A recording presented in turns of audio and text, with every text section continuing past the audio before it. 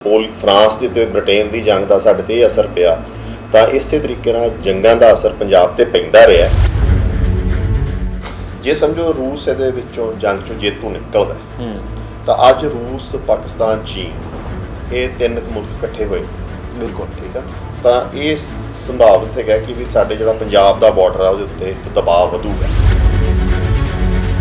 Embassy ਨੂੰ phone ਕਰਦੇ ਰਹੇ, ਅੰਬੈਸੀ ਨੇ ਫੋਨ ਨਹੀਂ ਚੱਕਿਆ। ਉਹਨਾਂ ਬੱਚਿਆਂ ਦੇ ਮੁਤਾਬਿਕ, ਉਹਨਾਂ ਵਿਦਿਆਰਥੀਆਂ ਦੇ ਮੁਤਾਬਿਕ ਸਰਕਾਰ ਕਹਿ ਰਹੀ ਹੈ ਕਿ ਅਸੀਂ ਇੱਕ ਆਪਰੇਸ਼ਨ ਚਲਾਤਾ, ਆਪਰੇਸ਼ਨ ਗੰਗਾ, ਉਹਦੇ ਥਰੂ ਅਸੀਂ ਬੱਚੇ ਵਾਪਸ ਲਿਆ ਸਕਦੇ ਹਾਂ। ਇਸ ਪੂਰੇ ਮਾਮਲੇ ਨੂੰ ਕਿਵੇਂ ਦੇਖਦੇ ਹੋ? ਸਾਡੀ ਭਾਰਤ ਸਰਕਾਰ ਨੇ ਕਿਸ ਤਰੀਕੇ ਦਾ ਰੋਲ ਅਦਾ ਕੀਤਾ?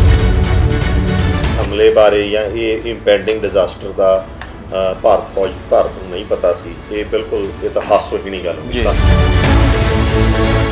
अपनी एडवाइजरी इशू होनी चाहिए सी भी हालात माड़े हो गए आ, असी इस तरीक तक तुहानूं कड्डांगे, ठीक है जी, उस तरीक तक तुसीं हिंदुस्तानी इत्थों निकलो, ठीक है। यही जिहड़ा काम अज कर रहे हैं, अज तो 10 दिन पहलां करना चाहिए सी। ये अटैक तक इंतज़ार क्यों किया गया?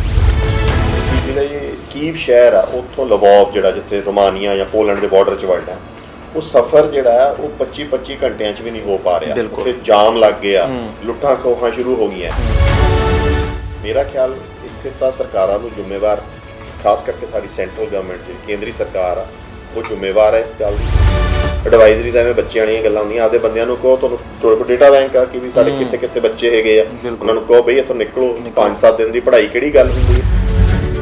ਹਾਲਾਂਕਿ ਮਾਪਿਆਂ ਨੂੰ ਪਤਾ ਸੀ ਤੇ ਮਾਪਿਆਂ ਨੇ ਆਪਣੇ ਬੱਚਿਆਂ ਤੇ ਪ੍ਰੈਸ਼ਰ ਪਾ ਕੇ ਉਹਨਾਂ ਦੀਆਂ ਟਿਕਟਾਂ ਕਰਵਾ ਕੇ ਉਹਨਾਂ ਨੂੰ ਵਾਪਸ ਲਿਆਂਦਾ ਆਪਣੇ ਪੱਧਰ ਤੇ। ਪਰ ਉਦੋਂ ਵੀ ਡੂੰਗੀ ਗੱਲ ਜਿਹੜੀ ਆਪਾਂ ਨੂੰ ਸਮਝਣ ਵਾਲੀ ਹੈ, ਦੇਖੋ ਤੁਸੀਂ ਕਿ ਆਪਣੇ ਇੰਨੇ ਹਜ਼ਾਰਾਂ ਬੱਚੇ ਭਾਰਤ ਦੇ ਉੱਥੇ ਮੈਡੀਕਲ ਦੀ ਸਿੱਖਿਆ ਲੈਣ ਜਾਂਦੇ, 20-25 ਲੱਖ ਉਹ ਖਰਚ ਰਹੇ ਆ, ਵੀ ਇੱਥੇ ਆਪਣੇ ਤੋਂ ਮੈਡੀਕਲ ਕਾਲਜ ਨਹੀਂ ਬਣਦੇ। ਬਹੁਤ ਸਾਰੇ ਬੱਚੇ ਤਾਂ ਇਹ ਵੀ ਨੇ ਨਾ ਜਿਹੜੇ ਕੀਵ ਜਾਂ ਕਰਕੀਵ ਦੇ ਵਿੱਚ ਜਦੋਂ ਉਹਨਾਂ ਨੇ ਆਪਣੀਆਂ ਟਿਕਟਾਂ ਕਰਵਾਈਆਂ, ਉਹ 에ਅਰਪੋਰਟ ਤੇ ਸਟਕ ਹੋ ਗਏ, ਉੱਥੇ ਕਰਫਿਊ ਲੱਗ ਜਾਂਦਾ ਹੈ, ਉਹਨਾਂ ਨੂੰ ਬੰਕਰਾਂ ਦੇ ਵਿੱਚ ਰੱਖਿਆ ਜਾਂਦਾ ਹੈ। ਫਿਰ ਉਹਨਾਂ ਨੂੰ ਲਿਆਉਣ ਦੀ ਕੀ ਸੰਭਾਵਨਾ ਲੱਗਦੀ ਹੈ?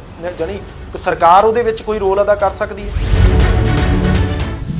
ਹੁਣ ਦੇਖੋ ਜਿੱਥੋਂ ਤੱਕ ਸਰਕਾਰ ਤਾਂ ਜਿਵੇਂ ਨਾ ਆਪਦੇ ਹੈਂਡਸ ਹੀ ਵਾਸ਼ ਆਫ ਕਰ ਰਹੀ ਹੈ। ਹੁਣ ਜਦੋਂ ਉਹ ਵਾਪਸ ਆਉਣਗੇ, ਕੁਝ ਆ ਗਏ ਆ ਜਾਂ ਕੁਝ ਆ ਰਹੇ ਆ 1 ਬਾਈ 1 ਕਰਕੇ, ਉਹਨਾਂ ਦਾ ਇੱਕ ਤਾਂ 4-4 ਸਾਲ ਜਿਹੜਾ ਉਹਨਾਂ ਦਾ ਕੈਰੀਅਰ ਉਹ ਤਬਾਹ ਹੋ ਗਿਆ, ਤੇ ਇੱਕ ਜਿਹੜੇ ਉਹਨਾਂ ਦੇ ਮਾਂ-ਬਾਪ ਦੀ 25-50 ਲੱਖ ਰੁਪਏ ਦੀ ਜਿਹੜੀ ਪੂੰਜੀ ਸੀ, ਸਾਰੀ ਜ਼ਿੰਦਗੀ ਕਮਾਈ ਹੋਈ, ਉਹ ਤਬਾਹ ਹੋ ਗਈ। ਤੇ ਇੱਥੇ ਆ ਕੇ ਉਹਨਾਂ ਦੇ ਵਾਸਤੇ ਕੋਈ ਸੰਭਾਵਨਾਵਾਂ ਫਿਰ ਕਿਹੋ ਜਿਹੀਆਂ ਹੋਣਗੀਆਂ? ਸਰਕਾਰ ਨੂੰ ਉਹਦੇ ਬਾਰੇ ਕੀ ਕਰਨਾ ਚਾਹੀਦਾ? ਤੇ ਜੇ ਇੱਕ ਮੈਡੀਕਲ ਕਾਲਜ ਆ ਸਮਝੋ ਹੈ ਜੀ, ਉਹਦੇ ਵਿੱਚ ਸਪੋਜ਼ ਤੁਹਾਡੇ ਆਪਣਾ ਇੱਕ ਕਲਾਸ ਦੇ ਵਿੱਚ ਵੀ 50 ਵਿਦਿਆਰਥੀ ਆ, ਉਹਦੇ 'ਚ ਜੇ 5 ਵੱਧ ਜਾਣਗੇ, 2 ਵੱਧ ਜਾਣਗੇ ਤਾਂ ਕਿੱਡਾ ਪਰਲੇ ਆ ਜਾਣਗੇ। ਇਹ ਅੱਜ ਤੁਸੀਂ ਬਹੁਤ ਚੰਗੀ ਗੱਲ ਆ, ਤੁਸੀਂ ਸੋਚਿਆ ਕਿ ਵੀ ਤੋਂ ਅਗਲਾ ਸਟੈਪ ਕੀ ਹੋਊਗਾ। ਰਾਦਰ ਇਹ ਸਰਕਾਰਾਂ ਸੋਚਣੀਆਂ ਹੋਣੀਆਂ ਚਾਹੀਦੀਆਂ ਸੀ ਕਿ ਅਸੀਂ ਕੱਢ ਕੇ ਉਹਨਾਂ ਨੂੰ ਕਿਵੇਂ ਐਡਜਸਟ ਕਰਾਂ। ਸਰ ਜਿਵੇਂ ਯੂਕਰੇਨ ਦੇ ਰਾਸ਼ਟਰਪਤੀ ਸੀਗੇ, ਉਹਨਾਂ ਨੇ ਆਪਣੇ ਦੇਸ਼ ਦੇ ਲਈ ਉਸ ਟਾਈਮ ਆਪਣੇ ਸੈਨਾ ਦੇ ਨਾਲ ਜਾ ਕੇ ਖੜ ਗਏ, ਤੇ ਤੁਹਾਡਾ ਬਾਕੀ ਦੇਸ਼ਾਂ ਦੇ ਰਾਸ਼ਟਰਪਤੀ ਹੋ ਗਏ, ਜਿੱਦਾਂ ਪ੍ਰਧਾਨ ਮੰਤਰੀ ਹੋ ਗਏ, ਉਹਨਾਂ ਨੂੰ ਲੈ ਕੇ ਤੁਹਾਡਾ ਕੀ ਵਿਚਾਰ ਹੈ? ਇਹ ਜੰਗ ਦਾ ਸਰ ਫਿਊਚਰ ਕਿੱਦਾਂ ਦੇਖਦੇ ਹੋ ਵੀ ਇਹਦੇ ਹੁਣ ਅੱਗੇ ਪ੍ਰਭਾਵ ਕੀ ਪੈਣਗੇ? ਜਿਵੇਂ ਹੁਣ ਸਾਰਾ ਕੁਝ ਗਲੋਬਲੀ ਹੋਇਆ ਪਿਆ, ਵੀ ਇਹਦਾ ਪੰਜਾਬ ਤੇ ਇੰਡੀਆ ਤੇ ਜਾਂ ਪੂਰੇ ਸਾਰੀ ਦੁਨੀਆ ਤੇ ਹੁਣ ਕੀ ਪ੍ਰਭਾਵ ਪੈਣਗੇ? ਸਤਿ ਸ਼੍ਰੀ ਅਕਾਲ, ਤੁਸੀਂ ਦਾ ਅਨਮਿਊਟ ਦੇਖ ਰਹੇ ਹੋ ਤੇ ਮੈਂ ਆ ਰਵੀ ਸੰਗਰਾਹੂਰ। ਰੂਸ ਔਰ ਯੂਕਰੇਨ ਦੀ ਇਸ ਜੰਗ ਦੇ ਵਿੱਚ ਬਹੁਤ ਸਾਰੀਆਂ ਵੀਡੀਓ ਤੁਸੀਂ ਵੀ ਦੇਖ ਰਹੇ ਹੋ।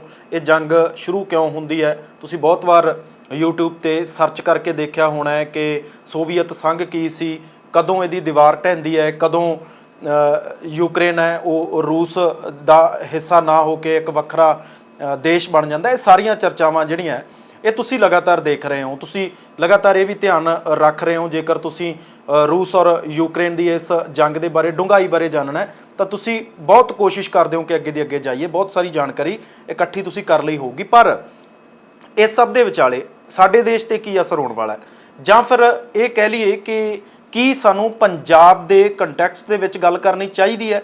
ਕੀ ਸਾਨੂੰ ਪੰਜਾਬ ਦੇ ਸੰਦਰਭ ਦੇ ਵਿੱਚ ਚਰਚਾ ਕਰਨੀ ਚਾਹੀਦੀ ਹੈ ਕਿ ਉਸ ਹਜ਼ਾਰਾਂ ਮੀਲ ਦੂਰ ਹੋ ਰਹੀ ਜੰਗ ਦਾ ਸਾਡੇ ਪੰਜਾਬ 'ਤੇ ਅਸਰ ਕਿਸ ਤਰੀਕੇ ਦਾ ਰਹਿ ਸਕਦਾ ਹੈ? ਜਾਂ ਫਿਰ ਪੰਜਾਬ ਦੀ ਧਰਾਤਲ ਔਰ ਯੂਕਰੇਨ ਦੀ ਧਰਾਤਲ ਇੱਕ ਜੈਸੀ ਕਿਵੇਂ ਹੈ, ਜਾਂ ਫਿਰ ਉੱਥੋਂ ਦੇ ਲੋਕ ਇੰਨੇ ਬਰੇਵ ਕਿਵੇਂ ਹੈ, ਇਹ ਵੀ ਜਿਹੜੀ ਚਰਚਾ ਕਰਨੀ ਬਣਦੀ ਹੈ। ਬਹੁਤ ਸਾਰੀਆਂ ਖਬਰਾਂ ਜਿਹੜੀਆਂ ਨਿਕਲ ਕੇ ਸਾਹਮਣੇ ਆ ਰਹੀਆਂ ਹੈ। ਜਿਹੜੇ ਰੂਸ ਦੇ ਰਾਸ਼ਟਰਪਤੀ ਹੈ ਪੁਤਿਨ, ਉਹ ਕਹਿ ਚੁੱਕੇ ਨੇ ਕਿ ਨਿਊਕਲੀਅਰ ਜਿਹੜੇ ਉਹਨਾਂ ਦੇ ਵੈਪਨ ਹੈਗੇ ਆ ਉਹਨਾਂ ਨੂੰ ਰੈਡੀ ਕਰ ਲਓ, ਵਰਲਡ ਤੇ ਕੀ ਅਸਰ ਹੋਊਗਾ, ਸਾਰੀਆਂ ਚਰਚਾਵਾਂ ਕਰਾਂਗੇ। ਪਰ ਸਾਡੀ ਜਿਹੜਾ ਖਾਸ ਧਿਆਨ ਰਹੇਗਾ, ਕੇਂਦਰਿਤ ਰਹੇਗਾ, ਉਹ ਸਾਡੇ ਪੰਜਾਬ ਦੇ ਕੰਟੈਕਸਟ ਦੇ ਵਿੱਚ ਰਹੇਗਾ। ਇਸ ਚਰਚਾ ਦੇ ਵਿੱਚ ਸਾਡੇ ਨਾਲ ਗੱਲਬਾਤ ਕਰਨਗੇ ਸਾਡੇ ਨਾਲ ਅੰਤਰਰਾਸ਼ਟਰੀ ਮੁੱਦਿਆਂ ਦੇ ਮਾਹਿਰ ਸਰਦਾਰ ਅਜੇਪਾਲ ਸਿੰਘ ਬਰਾੜ ਸਾਹਿਬ, ਔਰ ਨਾਲ ਸਾਡਾ ਸਟਾਫ ਵੀ ਹੈ, ਕਿਉਂਕਿ ਸਭ ਨੂੰ ਇਹ ਕਿਉਰਿਓਸਿਟੀ ਜਾਣਨ ਦੇ ਲਈ ਹੈ ਕਿ ਆਉਣ ਵਾਲੇ ਦਿਨਾਂ 'ਚ ਕੀ ਹੋਣਾ ਹੈ, ਜਾਂ ਜਿਸ ਤਰੀਕੇ ਦੇ ਹਾਲਾਤ ਬਣਦੇ ਜਾ ਰਹੇ ਆ, ਜਿਸ ਤਰੀਕੇ ਦੀਆਂ ਧਮਕੀਆਂ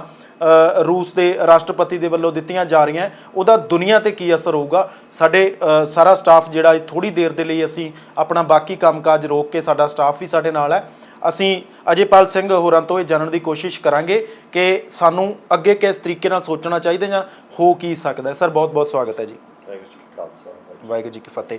ਸਰ ਸਭ ਤੋਂ ਪਹਿਲਾਂ ਤਾਂ ਇਹੀ ਸਵਾਲ, ਬਾਕੀ ਚਰਚਾਵਾਂ ਤਾਂ ਆਪਾਂ ਕਰਨੀਆਂ ਹੀ ਆ, ਕਿ ਕੀ ਸਾਨੂੰ ਪੰਜਾਬ ਦੇ ਕੰਟੈਕਸਟ ਦੇ ਵਿੱਚ ਸੋਚਣਾ ਚਾਹੀਦਾ, ਕਿਉਂਕਿ ਅਕਸਰ ਧਾਰਨਾ ਇਹ ਬਣ ਜਾਂਦੀ ਹੈ ਕਿ ਦੇਖੋ ਜਿਹੜੀ ਜੰਗ ਹੈ ਉਹ ਤਾਂ ਯੂਕਰੇਨ ਤੇ ਰੂਸ ਦੀ ਚੱਲ ਰਹੀ ਹੈ, ਉਹਦਾ ਸਾਡੇ ਤੇ ਕੀ ਅਸਰ ਹੈ। ਹਾਲਾਂਕਿ ਅਸੀਂ ਤਾਂ ਐਡੇ ਲਾਪਰਵਾਹ ਵੀ ਹਾਂ, ਜੇ ਕਿਤੇ ਪਾਣੀ ਦੀ ਗੱਲ ਅਸੀਂ ਕਰ ਲਈਏ ਵੀ ਸਾਡਾ ਪਾਣੀ ਡੂੰਘਾ ਹੁੰਦਾ ਜਾਂਦਾ, ਸਾਨੂੰ ਬਚਾਉਣਾ ਚਾਹੀਦਾ, ਅਸੀਂ ਉੱਥੇ ਵੀ ਲਾਪਰਵਾਹ ਹੋ ਜਾਂਦੇ ਕਿ ਪਾਣੀ ਕਿਵੇਂ ਖਤਮ ਹੋ ਜਾਊਗਾ। ਹੁਣ ਇਸ ਮਾਮਲੇ ਦੇ ਵਿੱਚ ਕੀ ਸਾਨੂੰ ਪੰਜਾਬ ਦੀ ਚਰਚਾ ਕਰਨੀ ਚਾਹੀਦੀ ਹੈ, ਜਾਂ ਇਹਦਾ ਸੰਬੰਧ ਕੀ ਬਣਦਾ ਹੈ ਉਸ ਜੰਗ ਦੇ ਨਾਲ? ਦੇਖੋ ਜੀ, ਅੱਜ ਦੇ ਜਿਹੜਾ ਗਲੋਬਲਾਈਜ਼ਡ ਵਰਲਡ ਆ, ਜਿਹਦੇ ਵਿੱਚ ਸਾਰੀ ਦੁਨੀਆ ਇੱਕ ਦੂਜੇ ਨਾਲ ਕਨੈਕਟਡ ਹੈਗੀ ਹੈ ਕਿਸੇ ਨਾ ਕਿਸੇ ਤਰੀਕੇ ਨਾਲ, ਚਾਹੇ ਵਪਾਰ ਨਾਲ, ਚਾਹੇ ਵਪਾਰ ਸਿੱਧਾ ਨਾ ਹੋਵੇ, ਜਾਂ ਸੈੱਲਫੋਨ ਆ, ਜਾਂ ਕੋਈ ਪਾਰਟਸ ਆ ਆਉਂਦੇ ਆ, ਹੋਰ ਖਾਦ ਦੇ ਪਦਾਰਥ ਆਉਂਦੇ ਆ, ਉਹਦੇ ਇਲਾਵਾ ਜੋ ਸਮੀਕਰਨ ਬਣਦੇ ਹੈਗੇ ਆ, ਉਹਦਾ ਹਰੇਕ ਚੀਜ਼ ਦਾ ਅਸਰ ਸਾਡੇ ਤੇ ਪੈਂਦਾ। ਇਹ ਅੱਜ ਹੀ ਨਹੀਂ ਪੈਂਦਾ, ਇਹ ਸਦੀਆਂ ਤੋਂ ਪੈਂਦਾ ਆ। ਇਹ ਕਿਹਾ ਜਾਂਦਾ ਹੈ ਕਿ ਵੀ ਜਿਹੜਾ ਸਿੱਖ ਰਾਜ ਸੀਗਾ, ਮਹਾਰਾਜਾ ਰਣਜੀਤ ਸਿੰਘ ਦਾ ਜਿਹੜਾ ਰਾਜ ਸੀ, ਸਿੱਖ ਰਾਜ ਸੀ, ਉਹ ਤਾਂ ਅਸੀਂ ਵਾਟਰਲੂ ਦੀ ਜੰਗ 'ਚ ਹੀ ਹਾਰ ਗਏ ਸੀ। ਬਿਲਕੁਲ ਠੀਕ ਹੈ ਨਾ। ਉਸ ਤੋਂ ਬਾਅਦ ਤਾਂ ਉਹਨਾਂ ਨੇ ਮੌਪਿੰਗ ਆਫ ਆਪਰੇਸ਼ਨ ਜਿਹਨੂੰ ਕਹਿੰਦੇ ਵੀ ਉਹਨਾਂ ਨੇ ਸਮਿਟ ਲਿਆ ਆਪਾਂ। ਸੋ ਵਾਟਰਲੂ ਦੀ ਜੰਗ ਦਾ ਜੇ ਫਰਾਂਸ ਦੀ ਤੇ ਬ੍ਰਿਟੇਨ ਦੀ ਜੰਗ ਦਾ ਸਾਡੇ 'ਤੇ ਇਹ ਅਸਰ ਪਿਆ, ਤਾਂ ਇਸੇ ਤਰੀਕੇ ਨਾਲ ਜੰਗਾਂ ਦਾ ਅਸਰ ਪੰਜਾਬ 'ਤੇ ਪੈਂਦਾ ਰਿਹਾ। ਹਾਂ, ਉਹ ਪ੍ਰਤੱਖ ਨਹੀਂ ਹੁੰਦਾ, ਆਪਾਂ ਨੂੰ ਸਮਝ ਨਹੀਂ ਆਉਂਦਾ ਕੀ ਪਏਗਾ। ਤਾਂ ਇਸੇ ਤਰੀਕੇ ਨਾਲ ਕੁਛ ਤਾਂ ਸਾਡੇ 'ਤੇ ਯੂਕਰੇਨ ਦੀ ਜੰਗ ਦੇ ਅਸਰ ਪੈਣਗੇ। ਇੱਥੇ ਕੀ ਸਲਿਊਸ਼ਨ, ਇੱਥੇ ਕੀ ਮਤਲਬ ਕੀ ਨਿਕਲਦਾ, ਇਹਦਾ ਰਿਜ਼ਲਟ ਕੀ ਨਿਕਲਦਾ, ਉਹਦਾ ਸਾਡੀ ਰਾਜਨੀਤੀ 'ਤੇ, ਸਾਡੀ ਜੀਓਪੋਲਿਟਿਕਸ 'ਤੇ, ਸਾਡੀ ਈਵਨ ਸਾਡੀ ਅਰਥਚਾਰੇ 'ਤੇ, ਸਾਰੀਆਂ ਚੀਜ਼ਾਂ 'ਤੇ ਅਸਰ ਪੈਣਗੇ। ਅਤੇ ਉਹਦੇ ਇਲਾਵਾ ਸਾਡੇ 'ਤੇ ਕੁਛ ਡਾਇਰੈਕਟ ਅਸਰ ਪੈਣਗੇ ਹੁਣ ਜਿਹੜੇ ਪੈਣੇ ਆ। ਠੀਕ ਹੈ ਜੀ। ਅਤੇ ਤੀਸਰਾ ਕੁਛ ਆਪਾਂ ਇਹ ਤੋਂ ਸਿੱਖ ਸਕਦੇ ਹਾਂ ਜੀ। ਸਿੱਖ ਸਕਦੇ ਅਸੀਂ ਇਹ ਆ ਕਿ ਵੀ ਯੂਕਰੇਨ ਦੇ ਵਿੱਚ ਤਕਰੀਬਨ ਯੂਕਰੇਨ ਜਿਹੜਾ ਹੈ ਕਿਸੇ ਸਮੇਂ ਰੂਸ ਦਾ ਹਿੱਸਾ ਰਿਹਾ, ਅਤੇ ਉੱਥੋਂ ਦੀ ਜਿਹੜੀ ਪੋਲੀਟਿਕਸ ਆ, ਜਿਹੜੀ ਉੱਥੋਂ ਦਾ ਜਿਹੜਾ ਰਾਜਨੀਤੀ ਆ, ਉਹ ਰੂਸ ਨੇ ਪ੍ਰਭਾਵਿਤ ਕੀਤੀ ਹਮੇਸ਼ਾ ਜੀ। ਠੀਕ ਹੈ ਜੀ। ਰੂਸ ਮਾਸਕੋ ਦੇ ਹਿਸਾਬ ਨਾਲ ਰੂਸ ਪੱਖੀ ਸਰਕਾਰਾਂ ਬਣਦੀਆਂ ਰਹੀਆਂ, ਆਪਣੇ ਤਰੀਕੇ ਵਰਤਦੇ ਰਹੇ। ਹਾਂਜੀ, ਰੂਸ ਪੱਖੀ ਸਰਕਾਰਾਂ ਬਣਦੀਆਂ ਪਈਆਂ। ਅਤੇ ਇੱਕ ਪੰਜਾਬ ਨਾਲ ਬਹੁਤ ਵੱਡੀ ਸਿਮਿਲੈਰਿਟੀ ਹੈ ਕਿ ਉੱਥੇ 10-12 ਵੱਡੇ ਪਰਿਵਾਰ ਆ, ਉਹਨਾਂ ਨੂੰ ਉਹ ਬਹੁਤ ਵੱਡੇ ਅਮੀਰ ਪਰਿਵਾਰ ਆ, ਉਹਨਾਂ ਦੀ ਆਮਦਨ ਇੱਕ ਆਮ ਆਦਮੀ ਨਾਲੋਂ 10-10 ਹਜ਼ਾਰ ਗੁਣਾ ਹੈਗੀ ਆ। ਉਹ ਬੰਦੇ ਹੀ ਵੱਡੇ ਘਰਾਣੇ ਆ ਜਿਹੜੇ ਸਾਰਾ ਕੁਝ ਚਲਾਉਂਦੇ ਆ। ਇੱਥੋਂ ਤੱਕ ਕਿ ਜ਼ੈਲੈਂਸਕੀ ਨੂੰ ਵੀ ਲੈ ਕੇ ਆਉਣ ਵਾਲੇ ਉਹਨਾਂ 'ਚੋਂ ਇੱਕ ਵੱਡਾ ਪਰਿਵਾਰ ਸੀਗਾ ਜਿਹਨੇ ਉਹਨੂੰ ਅੱਗੇ ਲਿਆਂਦਾ। ਠੀਕ ਹੈ। ਉਹ ਅਲੱਗ ਗੱਲ ਆ ਕਿ ਉਹਦਾ ਹੁਣ ਰੋਲ ਇੱਕ ਅਲੱਗ ਨਿਕਲਿਆ ਹੈ, ਉਹ ਹੀਰੋ ਬਣ ਕੇ ਨਿਕਲਿਆ ਜਾਂ ਲੋਕਾਂ ਦਾ ਨਿਕਲਿਆ। ਜਾਣੀ ਉਹਨੂੰ ਲੱਗਦਾ ਸੀ ਕਿ ਜ਼ੈਲੈਂਸਕੀ ਉਸੇ ਤਰ੍ਹਾਂ ਦਾ ਰੋਲ ਅਦਾ ਕਰਨਗੇ ਜਿਵੇਂ ਰੂਸ ਚਾਹੁੰਦਾ। ਹਾਂ, ਠੀਕ ਹੈ ਜੀ। ਜਾਂ ਜਿਹੜੇ ਉਹ ਪਰਿਵਾਰ ਚਾਹੁੰਦੇ ਸੀ, ਉਹਨਾਂ ਦੇ ਆਪਦੇ ਇੰਟਰਸਟ ਸੀਗੇ ਉਹਨਾਂ ਪਰਿਵਾਰਾਂ ਦੇ। ਉਹ ਬੈਂਕਿੰਗ ਕੰਟਰੋਲ ਕਰਦੇ ਆ, ਉਹ ਮਾਈਨਿੰਗ ਜਿਹੜੀ ਜਿਵੇਂ ਆਪਣੇ ਉਹ ਮਾਈਨਿੰਗ ਕੰਟਰੋਲ ਕਰਦੇ ਆ, ਹੋਰ ਚੀਜ਼ਾਂ ਕੰਟਰੋਲ ਕਰਦੇ ਆ, ਅਤੇ ਉਹ ਮਾਫੀਆਜ਼ ਜਿਹੜੇ ਕੰਟਰੋਲ ਕਰਦੇ ਆ। ਅਤੇ ਉਹਨਾਂ ਦਾ ਇਹ ਸੀਗਾ ਕਿ ਕੁਛ ਉੱਥੇ ਰੂਸ ਪੱਖੀ ਆ, ਕੋਈ ਆਪਣਾ ਅਮਰੀਕਾ ਪੱਖੀ ਆ, ਪਰ ਯੂਕਰੇਨ ਪੱਖੀ ਕੋਈ ਨਹੀਂ ਗਾ ਜੀ। ਮਤਲਬ ਇਹ ਤਰਾਸਦੀ ਜਿਵੇਂ ਪੰਜਾਬ ਦੀ ਵੀ, ਆਪਣੇ ਵੀ ਪੰਜਾਬ ਪੱਖੀ ਗੱਲ ਕਰਨ ਵਾਲੇ ਬਹੁਤ ਘੱਟ ਲੋਕ, ਇਹ ਸਿਮਿਲੈਰਿਟੀ ਤਾਂ ਹੈ, ਇਹ ਸਿਮਿਲੈਰਿਟੀ ਹੈ। ਉਵੇਂ ਹੀ ਪਰਿਵਾਰ ਹੈਗੇ ਆ ਵੱਡੇ। ਤਾਂ ਆਪਾਂ ਉਹਨਾਂ ਤੋਂ ਸਿੱਖ ਸਕਦੇ ਹਾਂ ਕਿ ਵੀ ਵੇਖੋ ਜਿਹੜੀਆਂ ਥਾਵਾਂ 'ਤੇ ਇਹ ਜਿਹੇ ਹਾਲਾਤ ਬਣਦੇ ਆ, ਉੱਥੇ ਆਬਾਦੀਆਂ ਨੂੰ ਕੀ ਕੁਛ ਸਹਿਣਾ ਪੈਂਦਾ ਜੀ। ਦੂਜੀ ਜਿਹੜੀ ਸਿਮਿਲੈਰਿਟੀ ਹੈ ਕਿ ਜਿਵੇਂ ਆਪਣੇ ਇੱਕ ਭਾਵਨਾ ਉੱਠ ਖੜੀ ਹੈ ਇੱਥੇ ਵੀ ਹੇਠਾਂ ਧਰਾਤਲ ਬਦਲ, ਜ਼ਮੀਨੀ ਪੱਧਰ 'ਤੇ ਪੋਲੀਟਿਕਸ ਬਦਲ ਗਈ ਹੈ, ਲੋਕਾਂ 'ਚ ਭਾਵਨਾ ਆ ਗਈ ਹੈ ਵੀ ਸਾਡੇ ਕੇਂਦਰਿਤ ਕੁਛ ਹੋਣਾ ਚਾਹੀਦਾ, ਪੰਜਾਬ ਕੇਂਦਰਿਤ ਕੁਛ ਹੋਣਾ ਚਾਹੀਦਾ। ਯੂਕਰੇਨ 'ਚ ਭਾਵਨਾ ਬਹੁਤ ਜ਼ਿਆਦਾ ਆ ਗਈ, ਉਹਨਾਂ ਨੇ ਆਪਦੇ ਡਿਫਰੈਂਸਿਸ ਛੱਡ ਤੇ ਅੱਜ ਦੀ ਡੇਟ 'ਚ, ਚਾਹੇ ਪੁਰਾਣੇ ਕੋਈ ਰੂਸੀ ਪੱਖੀ ਸੀ, ਕੋਈ ਯੂਕਰੇਨ ਪੱਖੀ ਸੀਗੇ, ਜਾਂ ਕਹਿ ਲਓ ਪੱਛਮ ਪੱਖੀ ਸੀ, ਉਹ ਇਕੱਠੇ ਹੋ ਅੱਜ ਕੇ ਯੂਕਰੇਨ ਪੱਖੀ ਅੱਜ ਉਹ ਯੂਕਰੇਨ ਦਾ ਹੀ ਉਹਨਾਂ ਦਾ ਬਿਲਕੁਲ ਇਕੱਠੇ ਹੋ ਕੇ ਲੜ ਰਹੇ। ਅੱਜ ਇਹ 20 ਦਿਨ 50 ਦਿਨ ਪਹਿਲਾਂ ਹੈ ਨਹੀਂ ਸੀ ਇਹ ਚੀਜ਼। ਆਪਾਂ ਵੀ ਇੱਥੇ ਕਿਸਾਨ ਅੰਦੋਲਨ 'ਚ ਹਰਿਆਣੇ ਤੇ ਪੰਜਾਬ ਵੇਖੀ ਬਿਲਕੁਲ। ਸੋ ਸਿਮਿਲੈਰਿਟੀਜ਼ ਬਣਦੀਆਂ ਜਾ ਰਹੀਆਂ ਇਹਨਾਂ ਦੇ। ਠੀਕ ਆ, ਇਹਦੇ ਅਧਿਐਨ ਹੋਣਗੇ ਕਿ ਕਿਉਂ ਇਹ ਦੁਨੀਆ ਦੇ ਵਿੱਚ ਹੋ ਰਿਹਾ ਹੈ ਜਾਂ ਕਿਉਂ ਇਹ ਹੋ ਰਿਹਾ, ਤਾਂ ਆਪਾਂ ਸਿੱਖ ਸਕਦੇ ਹਾਂ। ਦੂਸਰਾ ਇਹ ਕਿਹਾ ਕਿ ਵੀ ਇਹ ਸਾਡੇ ਤੇ ਹੁਣ ਅਸਰ ਕੀ ਪੈਣਗੇ। ਹੁਣ ਸਾਡੀ ਇਕਨੋਮੀ ਤੇ ਅਸਰ, ਅਰਥਚਾਰਕ ਜਿਹੜਾ ਇੱਕ ਆਮ ਆਦਮੀ ਨੂੰ ਅਸਰ ਪੈਂਦਾ ਉਹ ਆ ਕਿ ਵੀ ਕੁਝ ਚੀਜ਼ਾਂ 'ਚ ਜਿਵੇਂ ਰਿਫਾਈਨਡ ਆਇਲਸ ਤੁਹਾਡੇ ਹੈਗੇ, ਇਹਨਾਂ ਨੂੰ ਮਹਿੰਗੇ ਹੋਣ ਦਾ ਚਾਂਸ ਹੈ ਕਿਉਂਕਿ ਯੂਕਰੇਨ ਤੋਂ ਅਸੀਂ ਬਹੁਤ ਰਿਫਾਈਨਡ ਆਇਲ ਹਿੰਦੁਸਤਾਨ ਇੰਪੋਰਟ ਕਰਦਾ ਸੀ। ਇਹ ਪੂਰੇ ਦੇਸ਼ ਪੱਧਰ ਦੀ ਗੱਲ, ਇਹ ਦੇਸ਼ ਪੱਧਰ ਦੀ ਹੈ। ਇੱਕ ਆਮ ਮਿਡਲ ਕਲਾਸ ਜਿਹੜਾ ਵਿਚਾਰਾ ਆਦਮੀ ਆਦਾ ਤਨਖਾਹ ਨਾਲ ਗੁਜ਼ਾਰਾ ਕਰਦਾ, ਉਹਦੇ ਤੇ ਇਹਨਾਂ ਚੀਜ਼ਾਂ ਦਾ ਅਸਰ ਪਊਗਾ, ਜਾਂ ਗਰੀਬੀ ਜਿਹੜਾ ਥੋੜਾ ਬਹੁਤ ਤੇਲ ਵਰਤਦਾ। ਦੂਸਰਾ ਜਿਹੜਾ ਤੇਲ ਆ, ਜਿਹੜਾ ਕੱਚਾ ਤੇਲ ਆ, ਉਹਦੇ ਵਿੱਚ ਉਛਾਲ ਆ ਗਿਆ। ਉਹ ਅੱਜ $100 ਟੱਪ ਕੇ $105 ਤੇ ਹੋਇਆ ਹੋਇਆ। ਜੇ ਉਹ ਤੇਜ਼ੀ ਰਹੀ ਉਹਦੇ ਵਿੱਚ ਤਾਂ ਸਾਨੂੰ ਉਹਦਾ ਵੀ ਅਸਰ ਪਊਗਾ। ਕਰੰਸੀ ਕ੍ਰੈਸ਼ ਹੋਣੀ ਸ਼ੁਰੂ ਹੋ ਗਈ ਹੈ ਯੂਕਰੇਨ ਡਾਲਰ ਦੇ ਹਿਸਾਬ ਨਾਲ ਮੁਕਾਬਲੇ ਸਾਰੇ ਦੇਸ਼ਾਂ ਦੀ, ਤਾਂ ਉਹਦਾ ਵੀ ਅਸਰ ਪਊਗਾ ਆਪਣੇ ਤੇ, ਕਿਉਂਕਿ ਵਪਾਰ ਸਾਰਾ ਡਾਲਰ 'ਚ ਹੁੰਦਾ। ਸੋ ਇਹ ਸਾਡੇ ਅਰਥਚਾਰੇ ਤੇ ਜਾਂ ਸਾਡੇ ਰੋਜ਼ਮਰਾ ਜੀਵਨ ਤੇ ਕੋਈ ਦੇ 2-4-5% ਦਾ ਵਾਧਾ ਆ ਜਾਂਦਾ ਹੈ। ਲੈਟਸ ਸੇ ਕਿਸੇ ਦਾ ਪਰਿਵਾਰਕ ਬਜਟ 6000 ਰੁਪਏ ਦਾ, ਤਾਂ ਉਹਦਾ 300-400 ਰੁਪਇਆ 500 ਰੁਪਇਆ ਵੱਧ ਖਰਚਾ ਆਉਣਾ ਸ਼ੁਰੂ ਹੋ ਜਾਂਦਾ। ਤਾਂ ਇਹ ਜੇ ਅਸਰ ਪੈਣੇ ਸ਼ੁਰੂ ਹੋ ਜੀ। ਤੀਸਰੀ ਗੱਲ ਆਪਾਂ ਆ ਜਾਂਦੇ ਹਾਂ ਕਿ ਸਾਡੇ ਤੇ ਪੰਜਾਬ ਤੇ ਸੰਭਾਵੀ ਅਸਰ ਕੀ ਹੋ ਜਾਂਦੇ ਆ ਜੇ ਜੰਗ ਖਤਮ ਹੋਣ ਦੇ ਉੱਤੇ ਇਹਦੇ ਕੀ ਨਤੀਜੇ ਨਿਕਲਦੇ। ਜੇ ਸਮਝੋ ਰੂਸ ਇਹਦੇ ਵਿੱਚੋਂ ਜੰਗ 'ਚੋਂ ਜੇਤੂ ਨਿਕਲਦਾ ਤਾਂ ਅੱਜ ਰੂਸ, ਪਾਕਿਸਤਾਨ, ਚੀਨ ਇਹ 3 ਮੁਲਕ ਇਕੱਠੇ ਹੋਏ ਬਿਲਕੁਲ ਠੀਕ ਆ। ਤਾਂ ਇਹ ਸੰਭਾਵਿਤ ਹੈਗਾ ਕਿ ਵੀ ਸਾਡੇ ਜਿਹੜਾ ਪੰਜਾਬ ਦਾ ਬਾਰਡਰ ਆ ਉਹਦੇ ਉੱਤੇ ਇੱਕ ਦਬਾਅ ਵਧੂਗਾ, ਕੌਮਾਂਤਰੀ ਦਬਾਅ ਵਧੂ। ਠੀਕ ਹੈ ਜੀ, ਜਿਹਦੇ ਕਰਕੇ ਇੱਥੇ ਮਿਲਟਰਾਈਜੇਸ਼ਨ ਵੀ ਜ਼ਿਆਦਾ ਹੋਊਗੀ, ਕੰਟੋਨਮੈਂਟਸ ਵੀ ਜ਼ਿਆਦਾ ਬਣਨਗੇ, ਤੇ ਆਪਣੇ ਤੇ ਇੱਕ ਤਰ੍ਹਾਂ ਦਾ ਹੋਰ ਤਰ੍ਹਾਂ ਦੀ ਵਾਰਫੇਅਰਸ ਵੀ ਹੁੰਦੀ ਆ। ਸਟੇਟ ਦਾ ਗਲਬਾ ਵੀ ਵੱਧਦਾ, ਕੋਸ਼ਿਸ਼ ਹੁੰਦੀ ਹੈ ਕਿ ਵੀ ਇਹਨੂੰ ਅਸੀਂ ਕਬਜ਼ੇ 'ਚ ਰੱਖੀਏ, ਰਾਜਨੀਤੀ ਇੱਥੋਂ ਅਸੀਂ ਡਿਕਟੇਟ ਕਰੀਏ।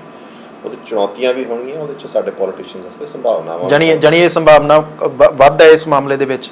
ਜੇਕਰ ਰੂਸ ਵਾਕਿਆ ਜੇਤੂ ਹੋ ਕੇ ਨਿਕਲਦਾ ਹੈ ਤਾਂ ਸੁਰੱਖਿਆ ਦੇ ਮੱਦੇਨਜ਼ਰ ਕੁਝ ਰਿਸਟ੍ਰਿਕਸ਼ਨ ਆ ਜਿਹੜੀਆਂ ਉਹ ਆਮ ਜਨਤਾ ਤੇ ਹੀ ਵਧਾਈਆਂ ਜਾ ਸਕਦੀਆਂ। ਆਮ ਜਨਤਾ ਤੇ ਇੱਕਦਮ ਤਾਂ ਕੋਈ ਅਸਰ ਨਹੀਂ ਪੈਂਦਾ ਹੁੰਦਾ, ਪਰ ਆਮ ਜਨਤਾ ਤੇ ਜਦੋਂ ਤੁਸੀਂ ਬਾਰਡਰ ਸਟੇਟ ਬਣ ਗਿਆ, ਤੁਸੀਂ ਕੌਮਾਂਤਰੀ ਟਕਰਾਅ ਦੀ ਇੱਕ ਰਾਜਨੀਤੀ 'ਚ ਆ ਗਏ, ਜਿੱਥੇ ਵੱਡੇ ਸਾਨਾਂ ਨੇ ਭਿੜਨਾ, ਤਾਂ ਨੈਚੁਰਲ ਹੁਣ ਜਿਵੇਂ ਅਫਗਾਨਿਸਤਾਨ ਇੱਕ ਬਫਰ ਸਟੇਟ ਸੀਗੀ ਨਾ, ਉੱਥੇ ਵੱਡਾ ਟਕਰਾਅ ਸੀਗਾ। ਉਵੇਂ ਜਦੋਂ ਕੌਮਾਂਤਰੀ ਤਾਕਤਾਂ ਅਮਰੀਕਾ, ਚੀਨ, ਰੂਸ ਜਿੱਥੇ ਟਕਰਾ ਰਹੀਆਂ, ਜਿਵੇਂ ਕਸ਼ਮੀਰ ਦੇ ਆਸੇ-ਪਾਸੇ, ਤਾਂ ਤੁਸੀਂ ਉਹਦੇ ਤੋਂ ਸਭ ਤੋਂ ਨੇੜੇ ਵਾਲੀ ਮੈਦਾਨੀ ਇਲਾਕਾ, ਤਾਂ ਉਹਦੇ ਤੇ ਤੁਹਾਡੇ ਤੇ ਦਬਾਅ ਵੀ ਵਧਣਗੇ, ਤੁਹਾਡੇ ਤੇ ਚੁਣੌਤੀਆਂ ਵੀ ਬਹੁਤ ਹੋਣਗੀਆਂ, ਤੁਹਾਡੇ ਸੰਭਾਵਨਾਵਾਂ ਵੀ ਬਹੁਤ ਹੋਣਗੀਆਂ। ਇੱਥੋਂ ਤੁਹਾਡੀ ਫੂਡ ਇੰਡਸਟਰੀ ਨੂੰ ਵਿਕਸਿਤ ਕਰਨਾ ਪਊ, ਹੋਰ ਇੰਡਸਟਰੀ ਨੂੰ ਵਿਕਸਿਤ ਕਰਨਾ ਪਊ, ਪਰ ਉਹਦੇ ਨਾਲ ਬਾਹਰਲੀ ਮਾਈਗ੍ਰੇਸ਼ਨ ਵੀ ਇੱਥੇ ਹੋ ਸਕਦੀ ਲੋਕਾਂ ਦੀ। ਤੁਹਾਡੇ ਇੱਥੋਂ ਜ਼ਿਆਦਾ ਨੌਜਵਾਨ ਚਾਹੀਦੇ ਹੋਣਗੇ, ਫੌਜੀ ਟ੍ਰੇਨਿੰਗ ਜ਼ਿਆਦਾ ਚਾਹੀਦੀ ਹੋਊਗੀ, ਤੇ ਖੁਦਾ ਨਾ ਖਾਸਤਾ ਕੱਲ੍ਹ ਨੂੰ ਇੱਥੇ ਕੋਈ ਕਨਫਲਿਕਟ ਆ ਜੇ ਤਾਂ ਇਸ ਇਲਾਕੇ ਨੂੰ ਸਭ ਤੋਂ ਜ਼ਿਆਦਾ ਅਸਰ ਪੰਜਾਬ ਨੂੰ ਪਏਗਾ। ਚਲੋ ਆਪਾਂ ਸਰਕਾਰ ਦੀ ਭੂਮਿਕਾ ਤੇ ਗੱਲ ਕਰ ਲਈਏ ਕਿ ਅੱਜ ਦੀਆਂ ਖਬਰਾਂ ਦੀ ਜੇਕਰ ਗੱਲ ਕਰੀਏ ਤਾਂ ਬਹੁਤ ਸਾਰੀਆਂ ਵੀਡੀਓ ਜਿਹੜੀਆਂ ਨੇ ਉਹ ਵੱਖ-ਵੱਖ ਥਾਵਾਂ ਤੋਂ ਉਹ ਵਿਦਿਆਰਥੀ ਭੇਜ ਰਹੇ ਨੇ, ਜਿਨ੍ਹਾਂ ਤੱਕ ਕਿਤੇ ਨਾ ਕਿਤੇ ਇਹ ਐਡਵਾਈਜ਼ਰੀ ਸੀ ਕਿ ਤੁਸੀਂ ਵੱਖ-ਵੱਖ ਬਾਰਡਰਸ ਦਾ ਨਾਮ ਲਿਆ ਜਾਂਦਾ, ਰਮਾਨੀਆ ਦਾ ਨਾਮ ਲਿਆ ਜਾਂਦਾ, ਪੋਲੈਂਡ ਦਾ ਨਾਮ ਲਿਆ ਜਾਂਦਾ, ਕਿ ਤੁਸੀਂ ਘੱਟੋ ਘੱਟ ਉੱਥੋਂ ਤੱਕ ਪਹੁੰਚੋ, ਉਸ ਤੋਂ ਅੱਗੇ ਅੰਬੈਸੀ ਤੁਹਾਡੀ ਮਦਦ ਕਰੇਗੀ ਔਰ ਤੁਹਾਨੂੰ ਸੁਰੱਖਿਅਤ ਵਾਪਸ ਲਿਆਂਦਾ ਜਾਊਗਾ। ਪਰ ਜਿਸ ਤਰੀਕੇ ਦੀਆਂ ਵੀਡੀਓ ਆ ਰਹੀਆਂ ਨੇ ਉਹ ਕਾਫੀ ਚਿੰਤਾ ਵਾਲੀਆਂ ਵੀਡੀਓ ਆ, ਚਿੰਤਤ ਕਰਦੀਆਂ, ਜਿਸ ਦੇ ਵਿੱਚ ਕੁਝ ਜਿਹੜੇ ਯੂਕਰੇਨ ਦੇ ਨੌਜਵਾਨ ਹੈ, ਇਹ ਵੀ ਵੀਡੀਓ ਸਾਹਮਣੇ ਆਈ ਹੈ ਕਿ ਬਹੁਤ ਜ਼ਿਆਦਾ ਪਰੇਸ਼ਾਨ ਵਿਦਿਆਰਥੀਆਂ ਨੂੰ ਕੀਤਾ ਗਿਆ। ਇੱਕ ਗੇਮ ਖਿਡਾਈ ਗਈ ਜਿਸ ਦੇ ਵਿੱਚ ਉਹਨਾਂ ਨੇ ਕਿਹਾ ਕਿ ਜੇਕਰ ਆ ਗੇਮ ਤੁਸੀਂ ਜਿੱਤ ਜਾਂਦੇ ਹੋ ਤਾਂ ਤੁਹਾਨੂੰ ਅਸੀਂ ਭੇਜ ਦਿਆਂਗੇ, ਨਹੀਂ ਤਾਂ ਤੁਹਾਨੂੰ ਇੱਥੇ ਰਹਿਣਾ ਪਏਗਾ। ਉਹਨਾਂ ਦੇ ਵਿੱਚ ਕੁਝ ਬੱਚੇ ਜਿਹੜੇ ਸੀ ਉਹ ਅਸਥਮਾ ਦੇ ਮਰੀਜ਼ ਸੀਗੇ, ਉਹਨਾਂ ਨੂੰ ਕਾਫੀ ਪਰੇਸ਼ਾਨ ਕੀਤਾ ਜਾਂਦਾ ਰਿਹਾ, ਉਹਨਾਂ ਨੂੰ ਕੁੱਟਿਆ ਗਿਆ। ਅੰਬੈਸੀ ਨੂੰ ਫੋਨ ਕਰਦੇ ਰਹੇ, ਅੰਬੈਸੀ ਨੇ ਫੋਨ ਨਹੀਂ ਚੱਕਿਆ। ਉਹਨਾਂ ਬੱਚਿਆਂ ਦੇ ਮੁਤਾਬਿਕ, ਉਹਨਾਂ ਵਿਦਿਆਰਥੀਆਂ ਦੇ ਮੁਤਾਬਿਕ ਸਰਕਾਰ ਕਹਿ ਰਹੀ ਹੈ ਕਿ ਅਸੀਂ ਇੱਕ ਆਪਰੇਸ਼ਨ ਚਲਾਤਾ, ਆਪਰੇਸ਼ਨ ਗੰਗਾ, ਉਹਦੇ ਥਰੂ ਅਸੀਂ ਬੱਚੇ ਵਾਪਸ ਲਿਆ ਸਕਦੇ ਹਾਂ। ਇਸ ਪੂਰੇ ਮਾਮਲੇ ਨੂੰ ਕਿਵੇਂ ਦੇਖਦੇ ਹੋ? ਸਾਡੀ ਭਾਰਤ ਸਰਕਾਰ ਨੇ ਕਿਸ ਤਰੀਕੇ ਦਾ ਰੋਲ ਅਦਾ ਕੀਤਾ ਉਦੋਂ ਤੋਂ ਲੈ ਕੇ ਹੁਣ ਤੱਕ, ਜਦੋਂ ਤੋਂ ਇਹ ਪੂਰੀ ਪ੍ਰਕਿਰਿਆ ਸ਼ੁਰੂ ਹੁੰਦੀ ਹੈ? ਦੇਖੋ ਜੀ, ਇਹ ਕਹਿ ਦਈਏ ਕਿ ਇਹ ਹਮਲੇ ਬਾਰੇ ਜਾਂ ਇਹ ਇੰਪੈਂਡਿੰਗ ਡਿਜ਼ਾਸਟਰ ਦਾ ਭਾਰਤ ਨੂੰ ਨਹੀਂ ਪਤਾ ਸੀ। ਇਹ ਬਿਲਕੁਲ, ਇਹ ਤਾਂ ਹਾਸੋਹੀਣੀ ਗੱਲ ਹੋਈ ਸਾਨੂੰ ਸਾਰਿਆਂ ਨੂੰ।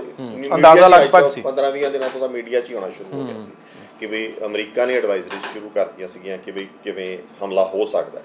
ਠੀਕ ਹੈ, ਜਦੋਂ ਇਹ ਜਿਹੀ ਸਿਚੁਏਸ਼ਨ ਸੀ ਤੇ ਭਾਰਤ ਨੂੰ ਬਹੁਤ ਹੱਦ ਤੱਕ ਆਪਦਾ ਸਟੈਂਡ ਵੀ ਕਲੀਅਰ ਸੀਗਾ, ਕਿਉਂਕਿ ਭਾਰਤ ਨੇ ਜਿਹੜਾ ਹੈਗਾ ਨਿਰਪੱਖ ਸਟੈਂਡ ਲਿਆ, ਜਾਂ ਇਹ ਕਹਿ ਲਓ ਮੋਟੇ ਤੌਰ ਤੇ ਉਹਨੇ ਰੂਸ ਨੂੰ ਕੰਡੈਮ ਨਹੀਂ ਕੀਤਾ, ਤਾਂ ਰੂਸ ਪੱਖੀ ਸਟੈਂਡ ਆ। ਜਦੋਂ ਰੂਸ ਪੱਖੀ ਸਟੈਂਡ ਤੁਸੀਂ ਯੂਕਰੇਨ 'ਚ ਰਹਿ ਰਹੇ ਹੋ ਤੇ ਬੱਚਿਆਂ ਨੂੰ ਕਹਿ ਰਹੇ ਹੋ ਕਿ ਵੀ ਤੁਸੀਂ ਇੱਕ ਸ਼ਹਿਰ ਤੋਂ ਅਮਰੀਕਾ ਪੱਖੀ ਦੇਸ਼ਾਂ 'ਚ ਆ ਜਾਓ, ਰੋਮਾਨੀਆ ਜਾਂ ਪੋਲੈਂਡ 'ਚ ਆ ਜਾਓ, ਤਾਂ ਨੈਚੁਰਲ ਆ ਕਿ ਲੋਕਾਂ ਦਾ, ਉੱਥੋਂ ਦੇ ਯੂਕਰੇਨ ਦੇ ਲੋਕਾਂ ਦਾ ਭਾਰਤੀਆਂ ਪ੍ਰਤੀ ਗੁੱਸਾ ਹੋਊਗਾ, ਪਾਕਿਸਤਾਨੀਆਂ ਪ੍ਰਤੀ ਤਾਂ ਬਹੁਤ ਹੀ ਗੁੱਸਾ ਹੈ ਕਿਉਂਕਿ ਉਹਨਾਂ ਨੇ ਤਾਂ ਸਟੈਂਡ ਹੀ ਰੂਸ ਦੇ ਨਾਲ ਲੈ ਲਿਆ। ਬਿਲਕੁਲ ਇਹ ਚੀਜ਼ ਸਾਹਮਣੇ ਵੀ ਆਈ ਹੈ ਉੱਥੇ। ਇਹ ਚੀਜ਼ ਨੈਚੁਰਲ ਹੈ ਕਿ ਤੁਸੀਂ ਉਹਨਾਂ ਨੂੰ ਹੌਸਟਾਈਲ ਟੈਰੀਟਰੀ ਦੇ ਵਿੱਚੋਂ ਕੱਢ ਰਹੇ। ਬਿਲਕੁਲ ਜੇ ਤੁਹਾਨੂੰ ਇਹ ਗੱਲ ਪਤਾ ਸੀ ਕਿ ਇਹ ਹੋਣ ਵਾਲਾ ਹੈ ਤੇ ਡਿਪਲੋਮੈਟਿਕ ਸਰਕਲਸ ਨੂੰ ਤੁਹਾਡੇ ਮੇਰੇ ਨਾਲੋਂ ਤਾਂ ਪਹਿਲਾਂ ਪਤਾ ਲੱਗਦਾ, ਔਰ ਨੈਚੁਰਲ ਹੈ ਕਿ ਰੂਸ ਨੇ ਤੁਹਾਨੂੰ ਡਿਪਲੋਮੈਟਿਕਲੀ ਆਪ ਤੋਂ ਪਹਿਲਾਂ ਗੱਲ ਕੀਤੀ ਹੋਣੀ ਹੈ ਕਿ ਵੀ ਤੁਸੀਂ ਨਿਰਪੱਖ ਰਹਿਣਾ ਹੈ, ਵੀ ਜੇ ਨਹੀਂ ਨਿਰਪੱਖ ਰਹੋਗੇ ਤਾਂ ਅਸੀਂ ਆਹ ਕਰਾਂਗੇ, ਤੁਹਾਡੇ ਹਥਿਆਰਾਂ ਦੀ ਸਪਲਾਈ ਰੋਕਾਂਗੇ, ਜਾਂ ਗੱਲਾਂ ਕਲੀਅਰ ਹੋਣੀਆਂ ਆਪਣੀ ਸਰਕਾਰ ਨੂੰ। ਤਾਂ ਇਹ ਅਟੈਕ ਤੱਕ ਇੰਤਜ਼ਾਰ ਕਿਉਂ ਕੀਤਾ ਗਿਆ? ਠੀਕ ਹੈ ਨਾ, ਆਪਣੀ ਐਡਵਾਈਜ਼ਰੀ ਇਸ਼ੂ ਹੋਣੀ ਚਾਹੀਦੀ ਸੀ ਕਿ ਵੀ ਹਾਲਾਤ ਮਾੜੇ ਹੋ ਗਏ ਆ, ਅਸੀਂ ਇਸ ਤਰੀਕ ਤੱਕ ਤੁਹਾਨੂੰ ਕੱਢਾਂਗੇ, ਠੀਕ ਹੈ ਜੀ, ਉਸ ਤਰੀਕ ਤੱਕ ਤੁਸੀਂ ਹਿੰਦੁਸਤਾਨੀ ਇੱਥੋਂ ਨਿਕਲਿਓ, ਠੀਕ ਆ। ਇਹੀ ਜਿਹੜਾ ਕੰਮ ਅੱਜ ਕਰ ਰਹੇ ਆ, ਅੱਜ ਤੋਂ 10 ਦਿਨ ਪਹਿਲਾਂ ਕਰਨਾ ਚਾਹੀਦਾ ਸੀ। ਦੂਸਰੀ ਗੱਲ, ਉਦੋਂ ਬਹੁਤ ਐਕਸਪਲੋਇਟੇਸ਼ਨ ਹੋਈ, ਜਿਹੜੀ ਟਿਕਟ 20-25 ਹਜ਼ਾਰ ਦੀ ਸੀ ਉਹ ਬੱਚਿਆਂ ਨੂੰ ਲੱਖ ਰੁਪਏ 'ਚ ਵੀ ਮਿਲੀ, ਠੀਕ ਆ। ਕਈਆਂ ਦੇ ਪਾਸਪੋਰਟਸ ਨਹੀਂ ਹੁੰਦੇ, ਕਈਆਂ ਦੀ ਸਿਚੁਏਸ਼ਨ ਮਾੜੀ ਹੁੰਦੀ ਆ। ਤੇ ਹੁਣ ਇਹ ਹਾਲ ਆ ਕਿ ਜਿਹੜਾ ਇਹ ਕੀਵ ਸ਼ਹਿਰ ਆ, ਉੱਥੋਂ ਲਵੋਵ ਜਿਹੜਾ, ਜਿੱਥੇ ਰੋਮਾਨੀਆ ਜਾਂ ਪੋਲੈਂਡ ਦੇ ਬਾਰਡਰ 'ਚ ਵੜਨਾ, ਉਹ ਸਫ਼ਰ ਜਿਹੜਾ ਹੈ ਉਹ 25 ਘੰਟਿਆਂ 'ਚ ਵੀ ਨਹੀਂ ਹੋ ਪਾ ਰਿਹਾ। ਉੱਥੇ ਜਾਮ ਲੱਗ ਗਿਆ, ਲੁੱਟਾਂ ਖੋਹਾਂ ਸ਼ੁਰੂ ਹੋ ਗਈਆਂ। ਜਦੋਂ ਵਾਰ ਟੂ ਔਨ ਟੈਰੀਟਰੀ ਹੋ ਜਾਂਦੀ ਹੈ ਨਾ, ਉੱਥੇ ਲੁੱਟ ਖੋਹ ਸ਼ੁਰੂ ਹੋ ਜਾਂਦੀ ਹੈ। ਔਰਤਾਂ, ਬੱਚਿਆਂ ਦੀਆਂ ਜਿਹੜੀਆਂ ਲੜਕੀਆਂ, ਉਹਨਾਂ ਦੀ ਇੱਜ਼ਤ ਰੱਖਣੀ, ਮਹਿਫੂਜ਼ ਰੱਖਣੀ ਮੁਸ਼ਕਿਲ ਹੋ ਜਾਂਦੀ ਹੈ। ਸੋ ਹਰ ਤਰ੍ਹਾਂ ਦਾ ਲੁਟੇਰਾ ਵਰਗ ਉੱਠ ਕੱਢਦਾ ਉੱਥੇ, ਤੇ ਜੇ ਇਹ ਵੱਧਦਾ ਗਿਆ ਤਾਂ ਇਹ ਹੋਰ ਮੁਸ਼ਕਿਲ ਹੋ ਗਈ। ਮੇਰਾ ਖਿਆਲ ਇੱਥੇ ਤਾਂ ਸਰਕਾਰਾਂ ਨੂੰ ਜ਼ਿੰਮੇਵਾਰ, ਖਾਸ ਕਰਕੇ ਸਾਡੀ ਸੈਂਟਰਲ ਗਵਰਨਮੈਂਟ ਜਿਹੜੀ ਕੇਂਦਰੀ ਸਰਕਾਰ ਆ, ਉਹ ਜ਼ਿੰਮੇਵਾਰ ਹੈ ਇਸ ਗੱਲ ਦੀ। ਐਕਸਟਰਨਲ ਅਫੇਅਰਸ ਮਿਨਿਸਟਰੀ ਨੂੰ ਪੁੱਛਣਾ ਚਾਹੀਦਾ ਵੀ ਤੁਹਾਨੂੰ ਕਦੋਂ ਤੁਸੀਂ ਐਡਵਾਈਜ਼ਰੀ ਇਸ਼ੂ ਕੀਤੀ। ਐਡਵਾਈਜ਼ਰੀ ਛੱਡੋ, ਐਡਵਾਈਜ਼ਰੀ ਤਾਂ ਐਵੇਂ ਬੱਚਿਆਂ ਵਾਲੀਆਂ ਗੱਲਾਂ ਹੁੰਦੀਆਂ। ਆਪਦੇ ਬੰਦਿਆਂ ਨੂੰ ਕਹੋ, ਤੁਹਾਨੂੰ ਤੁਹਾਡੇ ਕੋਲ ਡੇਟਾ ਬੈਂਕ ਆ ਕਿ ਵੀ ਸਾਡੇ ਕਿੱਥੇ ਬੱਚੇ ਹੈਗੇ ਆ, ਉਹਨਾਂ ਨੂੰ ਕਹੋ ਬਈ ਇੱਥੋਂ ਨਿਕਲੋ। 5-7 ਦਿਨ ਦੀ ਪੜ੍ਹਾਈ ਕਿਹੜੀ ਗੱਲ ਹੁੰਦੀ ਹੈ? ਹਾਲਾਂਕਿ ਮਾਪਿਆਂ ਨੂੰ ਪਤਾ ਸੀ ਤੇ ਮਾਪਿਆਂ ਨੇ ਆਪਣੇ ਬੱਚਿਆਂ ਤੇ ਪ੍ਰੈਸ਼ਰ ਪਾ ਕੇ ਉਹਨਾਂ ਦੀਆਂ ਟਿਕਟਾਂ ਕਰਵਾ ਕੇ ਉਹਨਾਂ ਨੂੰ ਵਾਪਸ ਲਿਆਂਦਾ ਆਪਣੇ ਪੱਧਰ ਤੇ। ਦੇਖੋ, ਲਾਈਫ ਨਾਲੋਂ ਉਹ 5 ਦਿਨ ਦੀ ਜਾਂ 4 ਦਿਨ ਦੀ ਪੜ੍ਹਾਈ ਤਾਂ ਇੰਪੋਰਟੈਂਟ ਹੈ ਜੀ। ਸੋ ਇੱਕ ਤਾਂ ਇਹ ਬਹੁਤ ਵੱਡੀ ਗੱਲ ਹੈ, ਪਰ ਉਦੋਂ ਵੀ ਡੂੰਘੀ ਗੱਲ ਜਿਹੜੀ ਆਪਾਂ ਨੂੰ ਸਮਝਣ ਵਾਲੀ ਹੈ, ਦੇਖੋ ਤੁਸੀਂ ਕਿ ਆਪਣੇ ਇੰਨੇ ਹਜ਼ਾਰਾਂ ਬੱਚੇ ਭਾਰਤ ਦੇ ਉੱਥੇ ਮੈਡੀਕਲ ਦੀ ਸਿੱਖਿਆ ਲੈਣ ਦਾ 20-25 ਲੱਖ ਉਹ ਖਰਚ ਰਹੇ ਆ, ਵੀ ਇੱਥੇ ਆਪਣੇ ਕੋਲ ਮੈਡੀਕਲ ਕਾਲਜ ਨਹੀਂ ਬਣਾ। ਬਿਲਕੁਲ ਠੀਕ ਹੈ, ਕਿ ਉਹ ਬੱਚੇ ਉੱਥੋਂ ਹੀ ਤਾਂ ਪੜ੍ਹ ਕੇ ਆਉਣਗੇ ਨਾ। ਤੁਹਾਡੇ ਦੇਸ਼ ਤੱਕ ਤਾਂ ਸਰਮਾਇਆ ਬਾਹਰ ਜਾ ਰਿਹਾ ਹੈ, ਤੁਸੀਂ ਇੱਥੇ ਸੀਟਾਂ 50-50, 60-60, 80-80 ਲੱਖ 'ਚ ਵੇਚ ਰਹੇ ਹੋ। ਤੁਸੀਂ ਘੱਟੋ ਘੱਟ ਇਸ ਨੂੰ ਰੈਸ਼ਨਲਾਈਜ਼ ਕਰੋ, ਇੱਥੇ ਕਾਲਜਸ ਖੋਲੋ। ਤੁਹਾਡਾ ਕਿੰਨਾ ਸਰਮਾਇਆ ਹੀ ਬਾਹਰ ਜਾ ਰਿਹਾ, ਤੁਹਾਡਾ ਬੱਚਾ ਰਿਸਕ ਤੇ ਪੈ ਰਿਹਾ, ਤੁਹਾਡਾ ਲੋਕ ਬਾਹਰ ਜਾ ਰਿਹਾ। ਚਲੋ ਬੱਚੇ ਤਾਂ ਅੱਜ ਰਿਸਕ ਤੇ ਪਏ ਆ, ਪਰ ਤੁਹਾਡਾ ਕੈਪੀਟਲ ਤਾਂ ਦੇਸ਼ ਦਾ ਆਊਟਫਲੋ ਹੋ ਰਿਹਾ ਨਾ, ਉਹ ਪੈਸਾ ਤੁਹਾਡਾ 25 ਲੱਖ ਰੁਪਇਆ ਬਾਹਰ ਜਾ ਰਿਹਾ। ਤਾਂ ਜਿੱਥੇ ਤੁਹਾਡੇ ਕੋਲੇ ਪੈਸੇ ਦੀ ਤੰਗੀ ਹੈ, ਜਿੱਥੇ ਤੁਹਾਡਾ ਡਾਲਰ ਨੂੰ 75-72 ਰੁਪਏ ਨੂੰ ਰੁਪਈਆ $1 ਦੇ ਬਦਲੇ ਹੋਇਆ ਪਿਆ, ਉੱਥੇ ਤਾਂ ਤੁਹਾਨੂੰ ਥੋੜੀ ਫੋਰਨ ਐਕਸਚੇਂਜ ਵੀ ਬਚਾਉਣੀ ਜ਼ਰੂਰੀ ਆ। ਤੇ ਤੁਹਾਨੂੰ ਇਹ ਸੋ ਸਰਕਾਰਾਂ ਦਾ ਸਟਰਕਚਰਲ ਗਲਤੀ ਵੀ ਆ, ਤੇ ਇਸ ਪਾਰਟਿਕੂਲਰ ਤਰਾਸਦੀ 'ਚ ਤਾਂ ਆਪਾਂ ਨੂੰ ਕੋਈ ਨਜ਼ਰ ਆਉਣ ਲੱਗ ਜਾਂਦੀ ਹੈ। ਤੇ ਅਸੀਂ ਸਵਾਲ, ਸੰਭਾਵਨਾਵਾਂ ਕੀ ਨੇ? ਅੱਜ ਸਰਕਾਰ ਨੇ ਮੀਟਿੰਗ ਕੀਤੀ, ਮੀਟਿੰਗ ਦੇ ਵਿੱਚ 4 ਕੇਂਦਰੀ ਮੰਤਰੀਆਂ ਦੀਆਂ ਡਿਊਟੀਆਂ ਲਾਤੀਆਂ ਕਿ ਤੁਸੀਂ ਵੱਖ-ਵੱਖ ਬਾਰਡਰਸ ਤੇ ਜਾਓਗੇ ਔਰ ਉੱਥੇ ਜਾ ਕੇ ਐਮਬੈਸੀ ਦੇ ਥਰੂ ਆਪਣੇ ਬੱਚਿਆਂ ਨੂੰ ਲੈ ਕੇ ਆਓਗੇ। ਪਰ ਹੁਣ ਜਿਹੜੇ ਤਾਂ ਬੱਚੇ ਪਹੁੰਚ ਚੁੱਕੇ ਨੇ, ਬਾਰਡਰਸ ਤੇ ਪਹੁੰਚ ਗਏ, ਉਹਨਾਂ ਨੂੰ ਕਿਸੇ ਤਰੀਕੇ ਕੱਢਿਆ ਜਾ ਸਕਦਾ, ਪਰ ਬਹੁਤ ਸਾਰੇ ਬੱਚੇ ਤਾਂ ਇਹ ਵੀ ਨੇ ਨਾ ਜਿਹੜੇ ਕੀਵ ਜਾਂ ਖਰਕੀਵ ਦੇ ਵਿੱਚ ਜਦੋਂ ਉਹਨਾਂ ਨੇ ਆਪਣੀਆਂ ਟਿਕਟਾਂ ਕਰਵਾਈਆਂ, ਉਹ 에ਅਰਪੋਰਟ ਤੇ ਸਟਕ ਹੋ ਗਏ, ਉੱਥੇ ਕਰਫਿਊ ਲੱਗ ਜਾਂਦਾ ਹੈ, ਉਹਨਾਂ ਨੂੰ ਬੰਕਰਾਂ ਦੇ ਵਿੱਚ ਰੱਖਿਆ ਜਾਂਦਾ ਹੈ। ਫਿਰ ਉਹਨਾਂ ਨੂੰ ਲਿਆਉਣ ਦੀ ਕੀ ਸੰਭਾਵਨਾ ਲੱਗਦੀ ਹੈ? ਜਾਣੀ ਸਰਕਾਰ ਉਹਦੇ ਵਿੱਚ ਕੋਈ ਰੋਲ ਅਦਾ ਕਰ ਸਕਦੀ ਹੈ? ਹੁਣ ਦੇਖੋ, ਜਿੱਥੋਂ ਤੱਕ ਸਰਕਾਰ ਤਾਂ ਜਿਵੇਂ ਨਾ ਆਪਦੇ ਹੈਂਡਸ ਹੀ ਵਾਸ਼ ਆਫ ਕਰ ਰਹੀ ਹੈ ਨਾ, ਕਿ ਜੇ ਅਸੀਂ ਤਾਂ ਸੇਫ ਬਾਰਡਰਸ 'ਚ ਬੈਠੇ ਹਾਂ ਜੀ, ਪੋਲੈਂਡ ਬੈਠ ਗਿਆ, ਰੋਮਾਨੀਆ ਬੈਠ ਗਿਆ, ਮੋਲਡੋਵਾ 'ਚ ਬੈਠ ਗਏ ਆ। ਹੁਣ ਤੁਸੀਂ ਇੱਥੋਂ ਸਾਨੂੰ ਉੱਥੋਂ ਆਪਣੀ ਜ਼ਿੰਮੇਵਾਰੀ ਦੇ ਨਾਲ ਪਹੁੰਚੋ। ਹਾਂ, ਉੱਥੇ ਆਪਣੀ ਜ਼ਿੰਮੇਵਾਰੀ। ਹੁਣ ਤੁਸੀਂ ਉੱਥੋਂ ਦਾ ਮੌਸਮ ਨਹੀਂ ਸਮਝੋ, ਉੱਥੇ ਠੰਡ ਆ, ਉੱਥੇ ਆਪਣੇ ਨਾਲੋਂ ਕਿੰਨੀ ਜ਼ਿਆਦਾ ਠੰਡ ਆ। ਬਿਲਕੁਲ, ਉੱਥੇ ਹੀਟਿੰਗ ਬਹੁਤ ਇੰਪੋਰਟੈਂਟ ਫੈਕਟਰ ਹੁੰਦਾ। ਉਦੋਂ ਵੱਡੀ ਗੱਲ, ਜਿਵੇਂ ਉੱਥੇ ਠੰਡ ਖਤਮ ਹੋਊਗੀ, ਉਹ ਗਰਾਊਂਡ ਦਲਦਲ ਬਣਨੀ ਸ਼ੁਰੂ ਹੋ ਜਾਂਦੀ ਹੈ, ਸੜਕਾਂ ਜਾਮ ਹੋ ਚੁੱਕੀਆਂ, ਬੱਚੇ ਉਹ ਕਿਵੇਂ ਹੋਣਗੇ? ਮਤਲਬ ਮੈਨੂੰ ਤਾਂ ਆਪਾਂ ਨੂੰ ਜੇ ਕੋਈ ਅੱਜ ਇੱਥੋਂ ਕਹੇ ਵੀ ਇੱਥੋਂ ਮਤਲਬ ਤੁਸੀਂ ਵੀ ਲੁਧਿਆਣੇ ਤੱਕ ਤੁਰ ਕੇ ਜਾਣਾ, ਤੇ ਆਪਾਂ ਤਾਂ ਉੱਥੇ ਦਿਲ ਛੱਡ ਜਾਵਾਂਗੇ। ਇਹ ਤਾਂ ਆਏ ਆ ਜਿਵੇਂ ਇੱਥੋਂ ਆਪਾਂ ਕੋਈ ਪਤਾ ਪੂਰਾ ਪੰਜਾਬ ਪਾਰ ਕਰਨਾ ਹੋਵੇ, 200-250 ਕਿਲੋਮੀਟਰ ਹੈ, ਕਾਨਪੁਰ ਤੱਕ ਪਹੁੰਚਣਾ ਹੋਵੇ ਤੁਰ ਕੇ, ਹੈ ਨਾ। ਰਾਹ 'ਚ ਰੋਟੀ ਪਾਣੀ ਖਾਣਗੇ ਕੀ, ਕਿਵੇਂ ਹੋਊਗਾ? ਠੰਡਾ ਮੁਲਕ ਆ ਕੋਈ, ਮੈਨੂੰ ਤਾਂ ਮਤਲਬ ਬਿਲਕੁਲ ਉੱਥੋਂ ਦਾ ਕੀ ਇੰਤਜ਼ਾਮ ਕੀਤਾ? ਕੁਐਸਚਨ ਇਸ ਕਿ ਤੁਸੀਂ ਕੀਵ ਤੋਂ ਜਾਂ ਖਾਰਕੀਵ ਤੋਂ ਕੀ ਇੰਤਜ਼ਾਮ ਕੀਤੇ ਆ ਬਾਰਡਰ ਤੇ ਲਿਆਉਣ? ਉਹ ਸਭ ਤੋਂ ਜ਼ਰੂਰੀ। ਬਾਰਡਰ ਤੋਂ ਬਾਅਦ ਤਾਂ ਕੋਈ ਵੀ ਆ ਜਾਊਗਾ ਜਹਾਜ਼ ਚੜ੍ਹ ਕੇ, ਬਾਰਡਰ ਤੋਂ ਬਾਅਦ ਤਾਂ ਪੀਸਫੁਲ ਏਰੀਆ। ਬਿਲਕੁਲ। ਇਹ ਹਾਈ ਫੌਗ ਵਾਸ਼ ਆ, ਇੱਕ ਤਰ੍ਹਾਂ ਦਾ ਧੋਖਾ ਹੈ ਆਪਣੀ ਪਬਲਿਕ ਨੂੰ ਦੇਣਾ। ਠੀਕ ਹੈ, ਕੁਝ ਬੱਚੇ ਆ ਜਾਣਗੇ, ਹੋ ਸਕਦਾ ਹੈ ਰੱਬ ਨਾ ਕਰੇ ਕਿ ਕੈਜੂਅਲਟੀ ਨਾ ਹੋ ਕਿਸੇ ਇਹ ਜੇ ਸਮੇਂ 'ਚ ਕੋਈ ਬਿਮਾਰ ਹੋ ਕੇ ਵੀ ਕਿਸੇ ਦੀ ਫੇਟਲ ਵੀ ਹੋ ਸਕਦਾ ਹੈ ਜਾਂ ਕੋਈ ਹੋਰ ਐਸੀ ਬਿਮਾਰੀ ਲੱਗ ਸਕਦੀ ਹੈ, ਉਹਨੂੰ ਸਾਰੀ ਉਮਰ ਉਹਨੂੰ ਕੈਰੀ ਕਰਨੀ ਪਵੇ। ਕੋਈ ਮੰਦਭਾਗੀ ਘਟਨਾ ਵੀ ਹੋ ਸਕਦੀ ਹੈ, ਪੈਸੇ ਖੋਹਣ ਦੀ ਬਹੁਤ ਜਗ੍ਹਾ ਆਈਆਂ, ਉਹਨਾਂ ਤੋਂ ਸਮਾਨ ਖੋਹ ਲਿਆ ਬੱਚਿਆਂ ਤੋਂ। ਇਹ ਤਾਂ ਸਰਕਾਰ ਦੀ ਨਾਕਾਮਯਾਬੀ ਆ, ਮਤਲਬ ਨਿਕੰਮਾਪਣ ਕਹਿ ਲਓ ਜਾਂ ਕਹਿ ਲਓ ਵੀ ਫਾਰਸਾਈਟਡਨੈਸ ਨਹੀਂ ਸੀ, ਜਾਂ ਇਹ ਕਹਿ ਲਓ ਵੀ ਰੂਸ ਦੇ ਹੱਥਾਂ 'ਚ ਹੀ ਖੇਡ ਗਏ ਕਿ ਵੀ ਆਪਾਂ ਦੱਸਣਾ ਹੀ ਨਹੀਂ ਵੀ ਸਾਡੇ ਬੰਦਿਆਂ ਨੂੰ ਵੀ ਹਮਲਾ ਹੋਊਗਾ। ਇਹ ਨਹੀਂ ਕਦੀ ਵੀ ਇੰਟਰਨੈਸ਼ਨਲੀ ਇਹ ਨਹੀਂ ਹੁੰਦਾ ਕਿ ਵੀ ਹਮਲਾ। ਇੱਥੋਂ ਤੱਕ ਕਿ ਜਦੋਂ ਦਰਬਾਰ ਸਾਹਿਬ 'ਚ ਵੀ ਇਹਨਾਂ ਨੇ ਫੌਜ ਵਾੜੀ ਸੀ ਤਾਂ ਉਦੋਂ ਰੂਸ ਨੂੰ, ਬ੍ਰਿਟਿਸ਼ ਐਮਬੈਸੀ ਨੂੰ, ਸਭ ਨੂੰ ਦੱਸਿਆ ਗਿਆ ਸੀਗਾ ਵੀ ਅਸੀਂ ਐਕਸ਼ਨ ਕਿਸੇ ਟਾਈਮ ਵੀ ਕਰ ਸਕਦੇ। ਤਾਂ ਇਹ ਤਾਂ ਪੁਤਿਨ ਦਾ ਐਕਸ਼ਨ ਤਾਂ ਸਾਹਮਣੇ ਸੀਗਾ। ਸਰਕਾਰ ਸ਼ੁਰੂ ਤੋਂ ਲੈ ਕੇ ਅੱਜ ਤੱਕ ਝੂਠ ਬੋਲਦੀ ਰਹੀ ਹੈ, ਇਹ ਮੰਨ ਲਿਆ ਜਾਵੇ। ਝੂਠ ਕਹਿ ਲਓ ਜਾਂ ਕਹਿ ਲਓ ਵੀ ਸਿੰਸੀਅਰ ਨਹੀਂ ਸੀ ਆਪਦੇ ਲੋਕਾਂ ਨੂੰ ਧੋਖੇ 'ਚ ਰੱਖਿਆ। ਤੇ ਮੈਂ ਤਾਂ ਇਹ ਕਹੂੰਗਾ ਵੀ ਕਿ ਇਹ ਕੰਮ ਜਿਹੜਾ ਇਹਨਾਂ ਨੂੰ ਫਲਾਈਟਸ ਲਾਉਣੀਆਂ ਚਾਹੀਦੀਆਂ। ਕੀ ਮੁਸ਼ਕਿਲ ਹੁੰਦਾ ਕਿ ਸਰਕਾਰ ਵਾਸਤੇ 10 ਇੱਕ ਦੇਸ਼ ਵਾਸਤੇ ਕੋਈ ਔਖਾ ਨਹੀਂ, ਠੀਕ ਹੈ, ਪਰ ਇਸ ਦੇਸ਼ 'ਚ ਹਿਊਮਨ ਵੈਲਿਊ ਦੀ ਕਦਰ ਕਿੱਥੇ ਹੈ? ਤੁਸੀਂ ਵੇਖੋ ਕੋਵਿਡ ਵੇਲੇ ਕਿੰਨੇ ਮਜ਼ਦੂਰ ਆਪਣੇ ਦੇਸ਼ 'ਚ ਹੀ ਬਿਲਕੁਲ ਤੁਰ ਕੇ ਗਏ। ਕੀ ਉਹ ਇਸ ਦੇਸ਼ ਦੇ ਨਾਗਰਿਕ ਨਹੀਂ? ਉਹਨਾਂ ਵਾਸਤੇ ਟ੍ਰੇਨਾਂ, ਜਹਾਜ਼ ਕਿਉਂ ਨਹੀਂ ਲਾਏ ਜਾ ਸਕਦੇ? ਜਹਾਜ਼ ਤਾਂ ਖੜੇ ਸੀ ਨਾ ਕੋਵਿਡ 'ਚ। ਹੈ ਕੀ ਫਰਕ ਪੈਂਦਾ? ਤੁਸੀਂ ਜਹਾਜ਼ ਲਾ ਦਿਓ ਕਿ ਇੱਕ ਆਦਮੀ ਦਾ ਜਿਹੜੀ ਟਰੈਵਲਿੰਗ ਕਾਸਟ ਆ ਪਲੇਨ 'ਤੇ, ਜੇ ਉਹਦੇ ਟੈਕਸਿਸ ਨੂੰ ਕੱਢ ਦਿੱਤਾ ਜਾਵੇ, ਸਾਰਿਆਂ ਨੂੰ ਕਹਿੰਦੇ ਕਿੰਨਾ ਕੁ ਲੱਗ ਜੂਗਾ? ਉਹ ਹੈ ਤਾਂ ਤੁਹਾਡੇ ਦੇਸ਼ ਦਾ ਸਿਟੀਜ਼ਨ ਨਾ। ਕਿਵੇਂ ਉਹਨਾਂ ਨੂੰ ਡੰਡੇ ਪਏ, ਕਿਵੇਂ ਉਹ ਭੁੱਖੇ ਮਰੇ। ਸੋ ਜੇ ਤੁਸੀਂ ਆਪਦੇ ਦੇਸ਼ 'ਚ ਹੀ ਨਹੀਂ ਕੁਛ ਰੱਖ ਪਾ ਰਹੇ ਤਾਂ ਬਾਹਰ ਕੀ ਕਰ ਰਹੇ ਹੋ? ਅਣਗਹਿਲੀ ਆ, ਕੁਛ ਲੋਕ ਬੈਠੇ ਆ ਉੱਤੇ ਤਾਕਤਾਂ 'ਚ, ਉਹਨਾਂ ਨੂੰ ਕੋਈ ਪਰਵਾਹ। ਤਾਂ ਇੱਧਰਲਾ ਸੈਗਮੈਂਟ ਕੋਈ ਸਵਾਲ ਹੈ ਤਾਂ ਤੁਸੀਂ ਜ਼ਰੂਰ, ਕਿਉਂਕਿ ਬਰਾੜ ਸਾਹਿਬ ਸਾਡੇ ਕੋਲੇ ਬਕਾਇਦਾ ਤੌਰ 'ਤੇ ਪਹੁੰਚੇ ਨੇ ਔਰ ਸਾਡੀ ਕੋਸ਼ਿਸ਼ ਹੈ ਕਿ ਹਰ ਇੱਕ ਮੁੱਦੇ ਦਾ ਸਵਾਲ ਕੀਤਾ ਜਾਵੇ।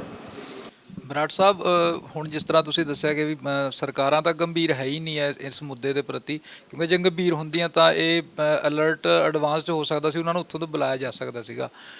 ਹੁਣ ਇਹ ਜਿਹੜੇ ਬੱਚੇ ਆ ਉੱਥੇ MBBS ਕਰਨ ਗਏ ਆ, ਸਾਡੇ ਦੇਸ਼ ਦੀ ਜਿਹੜੀ ਸਿੱਖਿਆ ਇੰਨੀ ਮਹਿੰਗੀ ਹੋਣ ਕਰਕੇ ਉਹ ਬਾਹਰ ਚਲੇ ਗਏ ਆ MBBS ਕਰਨ ਵਾਸਤੇ। ਹੁਣ ਉੱਥੇ ਜਾ ਕੇ ਕਈਆਂ ਦੇ 3-3 ਸਾਲ, ਕਈਆਂ ਦਾ ਫਾਈਨਲ ਈਅਰ ਸੀਗਾ, ਉਹਨਾਂ ਨੇ ਆਪਣਾ ਜਿਹੜਾ ਉਹਨਾਂ ਦੇ ਮਾਂ-ਬਾਪ ਨੇ ਪਹਿਲਾਂ ਆਪਣੀ ਜ਼ਿੰਦਗੀ ਦੀ ਪੂੰਜੀ ਜਿਹੜੀ ਮਹਿੰਗੀ 25-30 ਲੱਖ ਰੁਪਇਆ ਲਾ ਕੇ ਉਹਨਾਂ ਨੂੰ ਬਾਹਰ ਭੇਜਿਆ ਹੋਣਾ, ਫਿਰ ਉੱਥੇ ਦਾ ਜਿਹੜਾ ਹੋਰ ਖਰਚਾ ਹਰ ਸਾਲ ਹੁੰਦਾ ਉਹ ਵੀ ਹੋਇਆ। ਹੁਣ ਜਦੋਂ ਉਹ ਵਾਪਸ ਆਉਣਗੇ, ਕੁਝ ਆ ਗਏ ਆ ਜਾਂ ਕੁਝ ਆ ਰਹੇ ਆ 1 ਬਾਈ 1 ਕਰਕੇ, ਉਹਨਾਂ ਦਾ ਇੱਕ ਤਾਂ 4-4 ਸਾਲ ਜਿਹੜਾ ਉਹਨਾਂ ਦਾ ਕੈਰੀਅਰ ਉਹ ਤਬਾਹ ਹੋ ਗਿਆ, ਤੇ ਇੱਕ ਜਿਹੜੇ ਉਹਨਾਂ ਦੇ ਮਾਂ-ਬਾਪ ਦੀ 25-50 ਲੱਖ ਰੁਪਏ ਦੀ ਜਿਹੜੀ ਪੂੰਜੀ ਸੀ, ਸਾਰੀ ਜ਼ਿੰਦਗੀ ਕਮਾਈ ਹੋਈ, ਉਹ ਤਬਾਹ ਹੋ ਗਈ। ਤੇ ਇੱਥੇ ਆ ਕੇ ਉਹਨਾਂ ਦੇ ਵਾਸਤੇ ਕੋਈ ਸੰਭਾਵਨਾਵਾਂ ਫਿਰ ਕਿਹੋ ਜਿਹੀਆਂ ਹੋਣਗੀਆਂ? ਸਰਕਾਰ ਨੂੰ ਉਹਦੇ ਬਾਰੇ ਕੀ ਕਰਨਾ ਚਾਹੀਦਾ? ਦੇਖੋ ਜੀ, ਮੈਂ ਤਾਂ ਜੇ ਤੁਸੀਂ ਪਰਸਨਲੀ ਮੈਨੂੰ ਪੁੱਛੋ ਤਾਂ ਮੈਂ ਇਹ ਸਮਝ ਸਕਦਾ ਕਿ ਵੀ ਮੇਰਾ ਬੇਟਾ ਇੱਥੇ ਮੈਡੀਕਲ ਕਾਲਜ 'ਚ ਗਿਆ ਤਾਂ ਵੀ ਇਹ ਕਿੰਨੀ ਡਿਫਿਕਲਟ ਹੈ ਨਾ। 2 ਸਾਲ 3 ਸਾਲ ਲੱਗ ਗਏ ਤਾਂ ਉਹ ਬੱਚਾ 3 ਸਾਲ ਬਾਅਦ ਜੇ ਉਹਨੂੰ ਕਰੀਅਰ ਹੀ ਖਰਾਬ ਹੋ ਗਿਆ ਤਾਂ ਉਹ ਦੂਜੀ ਥਾਂ ਵੀ ਨਹੀਂ ਸੈੱਟ ਹੋ ਪਾਊਗਾ। ਦੂਸਰੀ ਗੱਲ, ਇਹ ਬੱਚੇ ਜਿਹੜੇ ਉੱਥੇ ਰਹੇ ਆ, ਇਹ ਕਿਤੇ ਨਾ ਕਿਤੇ ਤਾਂ ਸਾਡੀ ਜ਼ਿੰਮੇਵਾਰੀ, ਸਾਡੇ ਸਮਾਜ ਦੀ ਜ਼ਿੰਮੇਵਾਰੀ ਹੈ। ਬੱਚੇ ਉਹਨਾਂ ਮਾਂ-ਬਾਪ ਦੀ ਜ਼ਿੰਮੇਵਾਰੀ ਤਾਂ ਨਹੀਂ ਨਾ ਇਕੱਲਿਆਂ ਦੀ। ਤੇ ਇਹ ਚੰਗੀ ਪੜ੍ਹਾਈ ਕਰ ਰਹੇ ਸੀ ਉੱਥੇ, ਹੈ ਨਾ। ਇਹ ਕੋਈ ਅਵਾਰਾਗਰਦੀ ਨੂੰ ਨਹੀਂ ਗਏ ਸੀ, ਇਹ ਕੋਈ ਲੋਫਰਬਾਜ਼ੀ ਨੂੰ ਨਹੀਂ ਗਏ ਸੀ, ਇਹ ਕੋਈ ਪੈਸਾ ਖਰਚਣ ਨਹੀਂ ਗਏ ਸੀ ਉੱਥੇ। ਇਹ ਇੱਕ ਕਰੀਅਰ ਬਣਾਉਣ ਗਏ ਸੀ, ਆਦੀ ਮਿਹਨਤ ਕਰਨ ਗਏ ਸੀ। ਇਹਨਾਂ ਨੇ ਇਵੈਂਚੁਅਲੀ ਵਾਪਸ ਭਾਰਤ ਆ ਕੇ ਕੋਈ ਟੈਸਟ ਕਲੀਅਰ ਕਰਕੇ ਜਾਂ ਕੁਛ ਕਰਕੇ ਇਹਨਾਂ ਨੇ ਇੱਥੋਂ ਦੀ ਸੇਵਾ ਹੀ ਕਰਨੀ ਸੀ, ਜਾਂ ਇੱਥੋਂ ਦੀ ਨਾ ਕਰਦੇ ਤਾਂ ਵਰਲਡ 'ਚ ਕਿਤੇ ਵੀ ਜਾਂਦੇ ਤਾਂ ਇਹਨਾਂ ਨੇ ਆਪਦੇ ਦੇਸ਼ ਦਾ ਹੀ ਨਾਂ ਰੌਸ਼ਨ ਕਰਨਾ ਸੀ। ਕੋਈ ਫੋਰਨ ਐਕਸਚੇਂਜ ਹੀ ਭੇਜਣੀ ਸੀ ਇੱਥੇ, ਕੋਈ ਟੂਰਿਜ਼ਮ ਨੂੰ ਭੇਜਦੇ, ਚਾਹੇ ਪੈਸੇ ਭੇਜਦੇ। ਮਸਲਾ ਇਹ ਹੈ ਕਿ ਵੀ ਜੇ ਇਹ ਉੱਥੇ ਗਏ ਆ ਤੇ ਇੱਥੇ ਹੋਇਆ ਤਾਂ ਅੱਜ ਸਾਨੂੰ ਇਹਨਾਂ ਬੱਚਿਆਂ ਨਾਲ ਖੜਨ ਦੀ ਲੋੜ ਹੈ, ਇਹਨਾਂ ਦੇ ਮਾਂ-ਬਾਪ ਨਾਲ ਖੜਨ ਦੀ ਲੋੜ ਆ। ਤੇ ਸਾਡੇ ਕੋਲੇ ਇਨਫ ਮੈਡੀਕਲ ਕਾਲਜਿਸ ਆ ਜਿੱਥੇ ਸਾਡੇ ਲੱਖਾਂ ਬੱਚੇ ਪੜ੍ਹਦੇ ਆ।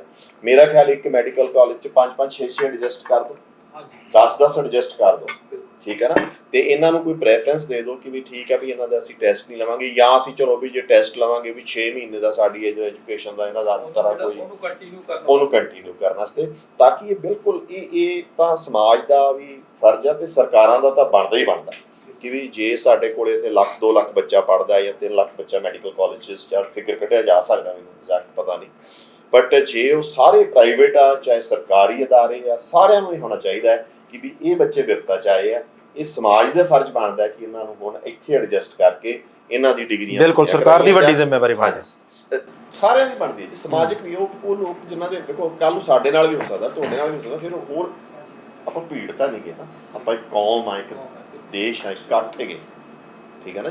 ਤੇ ਜੇ ਆਪਾਂ ਹੁਣ ਜੇ ਪੰਜਾਬੀ ਆ, ਜੇ ਆਪਾਂ ਕੌਮ ਆ ਪੰਜਾਬੀ ਦੇ ਤੌਰ ਤੇ ਤਾਂ ਸਾਰੇ ਚਾਹਾਂਗੇ ਵੀ ਪੰਜਾਬ ਦੇ ਜਿਹੜੇ ਬੱਚੇ ਆ ਉਹਨਾਂ ਨੂੰ ਆਪਾਂ ਕਿਵੇਂ ਨਾ ਕਿਵੇਂ ਚਾਹੇ ਪ੍ਰੋਟੈਸਟ ਕਰੀਏ, ਚਾਹੇ ਕੁਛ ਮੈਡੀਕਲ ਕਾਉਂਸਲਸ 'ਚ ਕਹੀਏ ਜਾਂ ਗੱਲਾਂ ਕਰੀਏ ਵੀ ਆਪਦੇ ਬੱਚਿਆਂ ਨੂੰ ਅਸੀਂ ਕਿਵੇਂ ਵੀ ਐਡਜਸਟ ਕਰੀਏ। ਠੀਕ ਹੈ, ਜੇ ਤੁਹਾਨੂੰ ਲੱਗਦਾ ਕਿ ਨਹੀਂ ਜੀ ਉਹਨਾਂ ਦੀ ਐਜੂਕੇਸ਼ਨ ਅਪ ਟੂ ਮਾਰਕ ਨਹੀਂ ਸੀਗੀ ਤਾਂ ਕੋਈ ਵੀ 4-6 ਮਹੀਨੇ ਅੱਗੇ ਪਿੱਛੇ ਕਰਕੇ ਲੈ।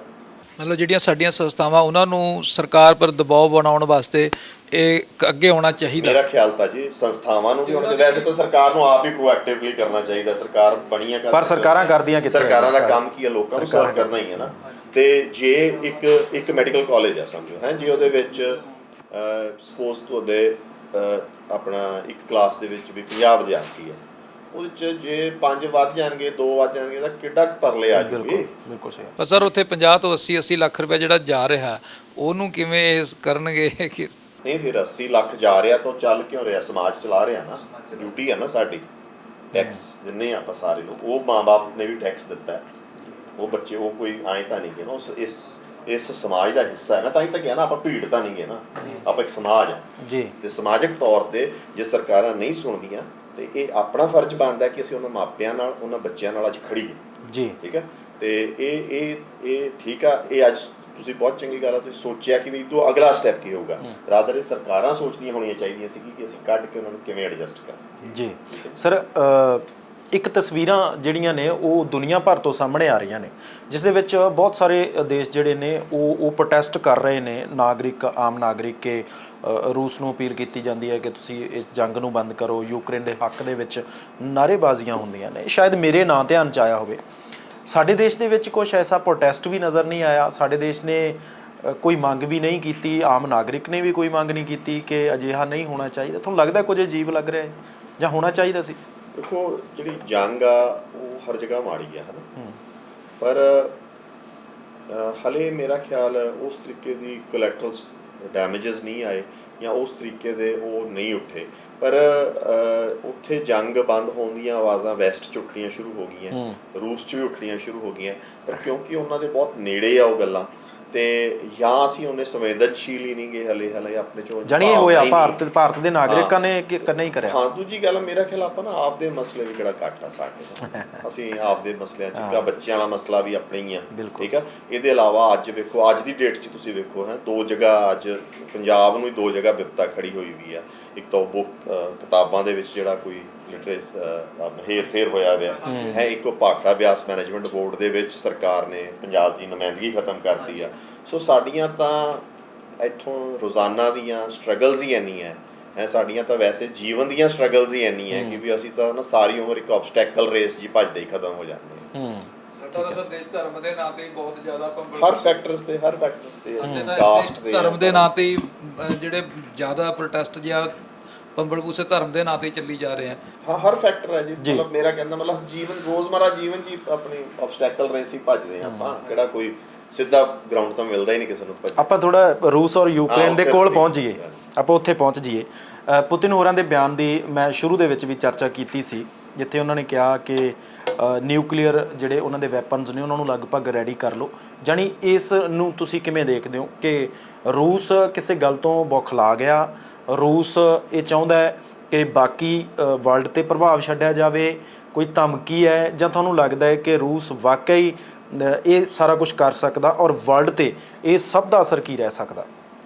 ਕੁਝ ਇਹਨਾਂ ਨੂੰ ਆਪਾਂ ਦੋਨੇ ਪੱਖਾਂ ਤੋਂ ਵੇਖਾਂਗੇ ਵੀ ਰੂਸ ਦੇ ਪੱਖ ਤੋਂ ਕੀ ਆ ਤੇ ਪੱਛਮ ਦੇ ਪੱਖ ਤੋਂ ਜੀ।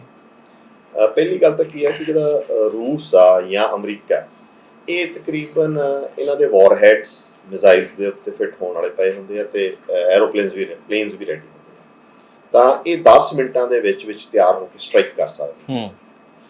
ਜਦੋਂ ਵਾਰਹੈਡਸ ਮਾਊਂਟ ਹੋ ਜਾਂਦੇ ਆ ਜਾਂ ਉਹ ਪਲੇਨ ਤੇ ਮਾਊਂਟ ਹੋ ਜਾਂਦੇ ਆ, ਉਹ ਤਾਂ ਬਿਲਕੁਲ ਆਲਮੋਸਟ ਨੀਅਰ ਬਾਈ ਆ। ਠੀਕ ਹੈ, ਰੂਸ ਤਕਰੀਬਨ 1600 ਇੰਚ ਵਾਰਹੈਡ ਤਿਆਰ ਰੱਖਦਾ, ਚਾਹੇ ਜਹਾਜ਼ਾਂ ਦੇ ਫਾਰਮ 'ਚ ਚਾਹੇ ਮਿਜ਼ਾਈਲਾਂ ਦੇ ਫਾਰਮ 'ਚ, ਕੰਬੀਨੇਸ਼ਨ 'ਚ। ਠੀਕ ਹੈ ਜੀ, ਉਹ ਸਫੀਸ਼ੀਐਂਟ ਹੁੰਦੇ ਆ ਕਿਸੇ ਵੀ ਲੜਾਈ ਵਾਸਤੇ, ਤਾਂ ਇਹਨੂੰ ਕਹਿਣ ਦੀ ਲੋੜ ਨਹੀਂ ਹੁੰਦੀ ਹੈ ਨਾ ਕਿ ਵੀ ਕਰੂੰਗਾ।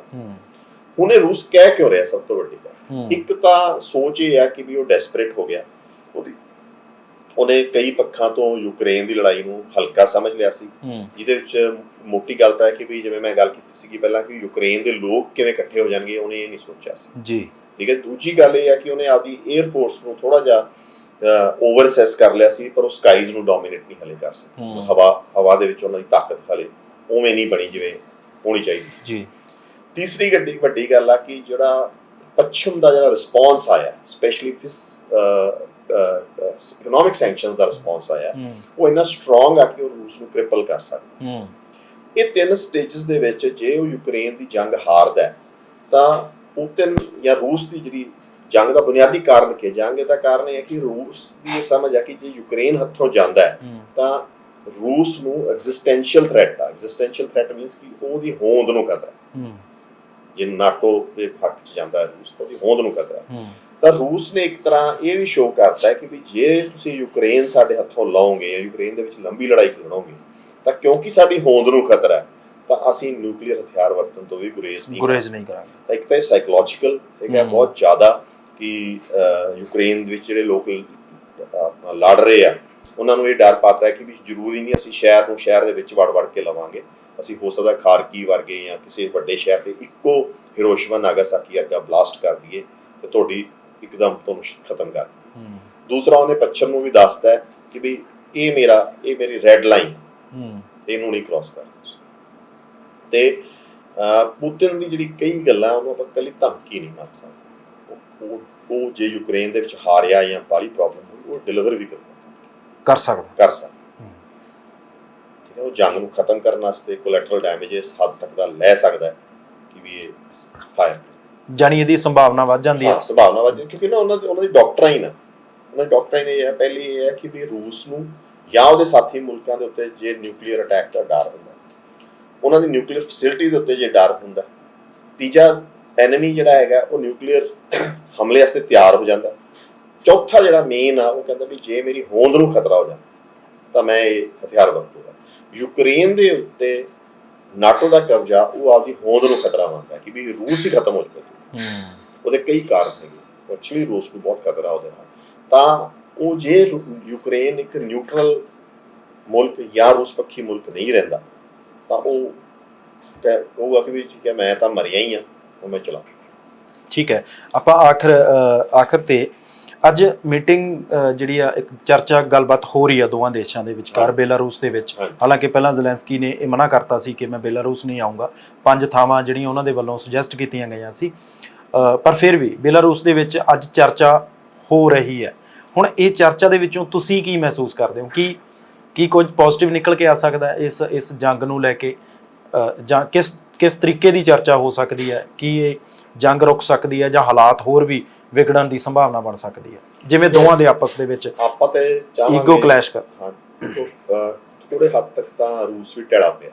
ਪਹਿਲਾਂ ਉਹ ਕਹਿ ਰਿਹਾ ਸੀ ਕਿ ਮਿੰਕਸ ਦੇ ਵਿੱਚ ਜਾਂ ਵਾਰਸੋ ਦੇ ਵਿੱਚ ਹੀ ਮਿੰਕਸ ਦੇ ਵਿੱਚ ਜਾਂ ਕਿਸੇ ਗੋਮੇਲ ਇੱਕ ਸ਼ਹਿਰ ਹੈਗਾ ਬੇਲਾਰੂਸ ਤੋਂ, ਉੱਥੇ ਚਰਚਾ ਹੋਗੀ। ਹੁਣ ਉਹ ਮੰਨ ਗਿਆ ਕਿ ਵੀ ਬਾਰਡਰ ਤੇ ਚਰਚਾ ਕਰਨ ਨੂੰ ਤਿਆਰ। ਠੀਕ ਹੈ ਜੀ, ਉਹ ਬਾਰਡਰ ਤੇ ਚਰਚਾ ਕਰਨ ਦਾ ਮਤਲਬ ਹੈਗਾ ਕਿ ਹਾਂ ਵੀ ਅਸੀਂ ਥੋੜਾ ਬਹੁਤ ਮੰਨਣ ਨੂੰ ਤਿਆਰ ਹੈ। ਬਟ ਦੂਜੀ ਗੱਲ ਆ, ਰੂਸ ਨੇ ਉਹਦਾ ਅਟੈਕ ਜਿਹੜਾ ਉਹ ਜਾਰੀ ਰੱਖਿਆ। ਉਹ ਮੌਪ ਅਪ ਕਰਨ ਦੇ ਚੱਕਰ 'ਚ ਹੈ ਵੀ 2 ਮਾਰਚ ਤੱਕ ਮੈਂ ਸ਼ਾਇਦ ਖਤਮ ਕਰਦਾ ਸਾਰੇ ਮਸਲੇ ਨੂੰ। ਅੱਜ 28 ਤਰੀਕ ਹੋ ਗਈ ਹੈ, 1 ਤੇ 2 ਪਰਸੋਂ ਤੱਕ ਉਹ ਸੋਚਦਾ ਮੈਂ ਟੇਕ ਓਵਰ ਕਰ ਦੂੰਗਾ। ਠੀਕ ਹੈ, ਤਾਂ ਉਹਦੇ ਵਿੱਚ ਆ ਕਿ ਇਹ ਆ ਕਿ ਵੀ ਜੇ ਰੂਸ ਸੀਜ਼ ਫਾਇਰ ਦਾ ਐਲਾਨ ਕਰਦਾ ਅੱਜ, ਠੀਕ ਹੈ, ਜੇ ਉਹ ਲੱਗਦਾ ਹੈ ਕਿ ਵੀ ਆਪਣਾ ਜਿਹੜਾ ਹੈਗਾ ਕਿ ਉਹ ਸੀਜ਼ ਫਾਇਰ ਕਰਨ ਨੂੰ ਤਿਆਰ ਹੁੰਦਾ, ਫਿਰ ਇਹ ਹੋ ਸਕਦਾ।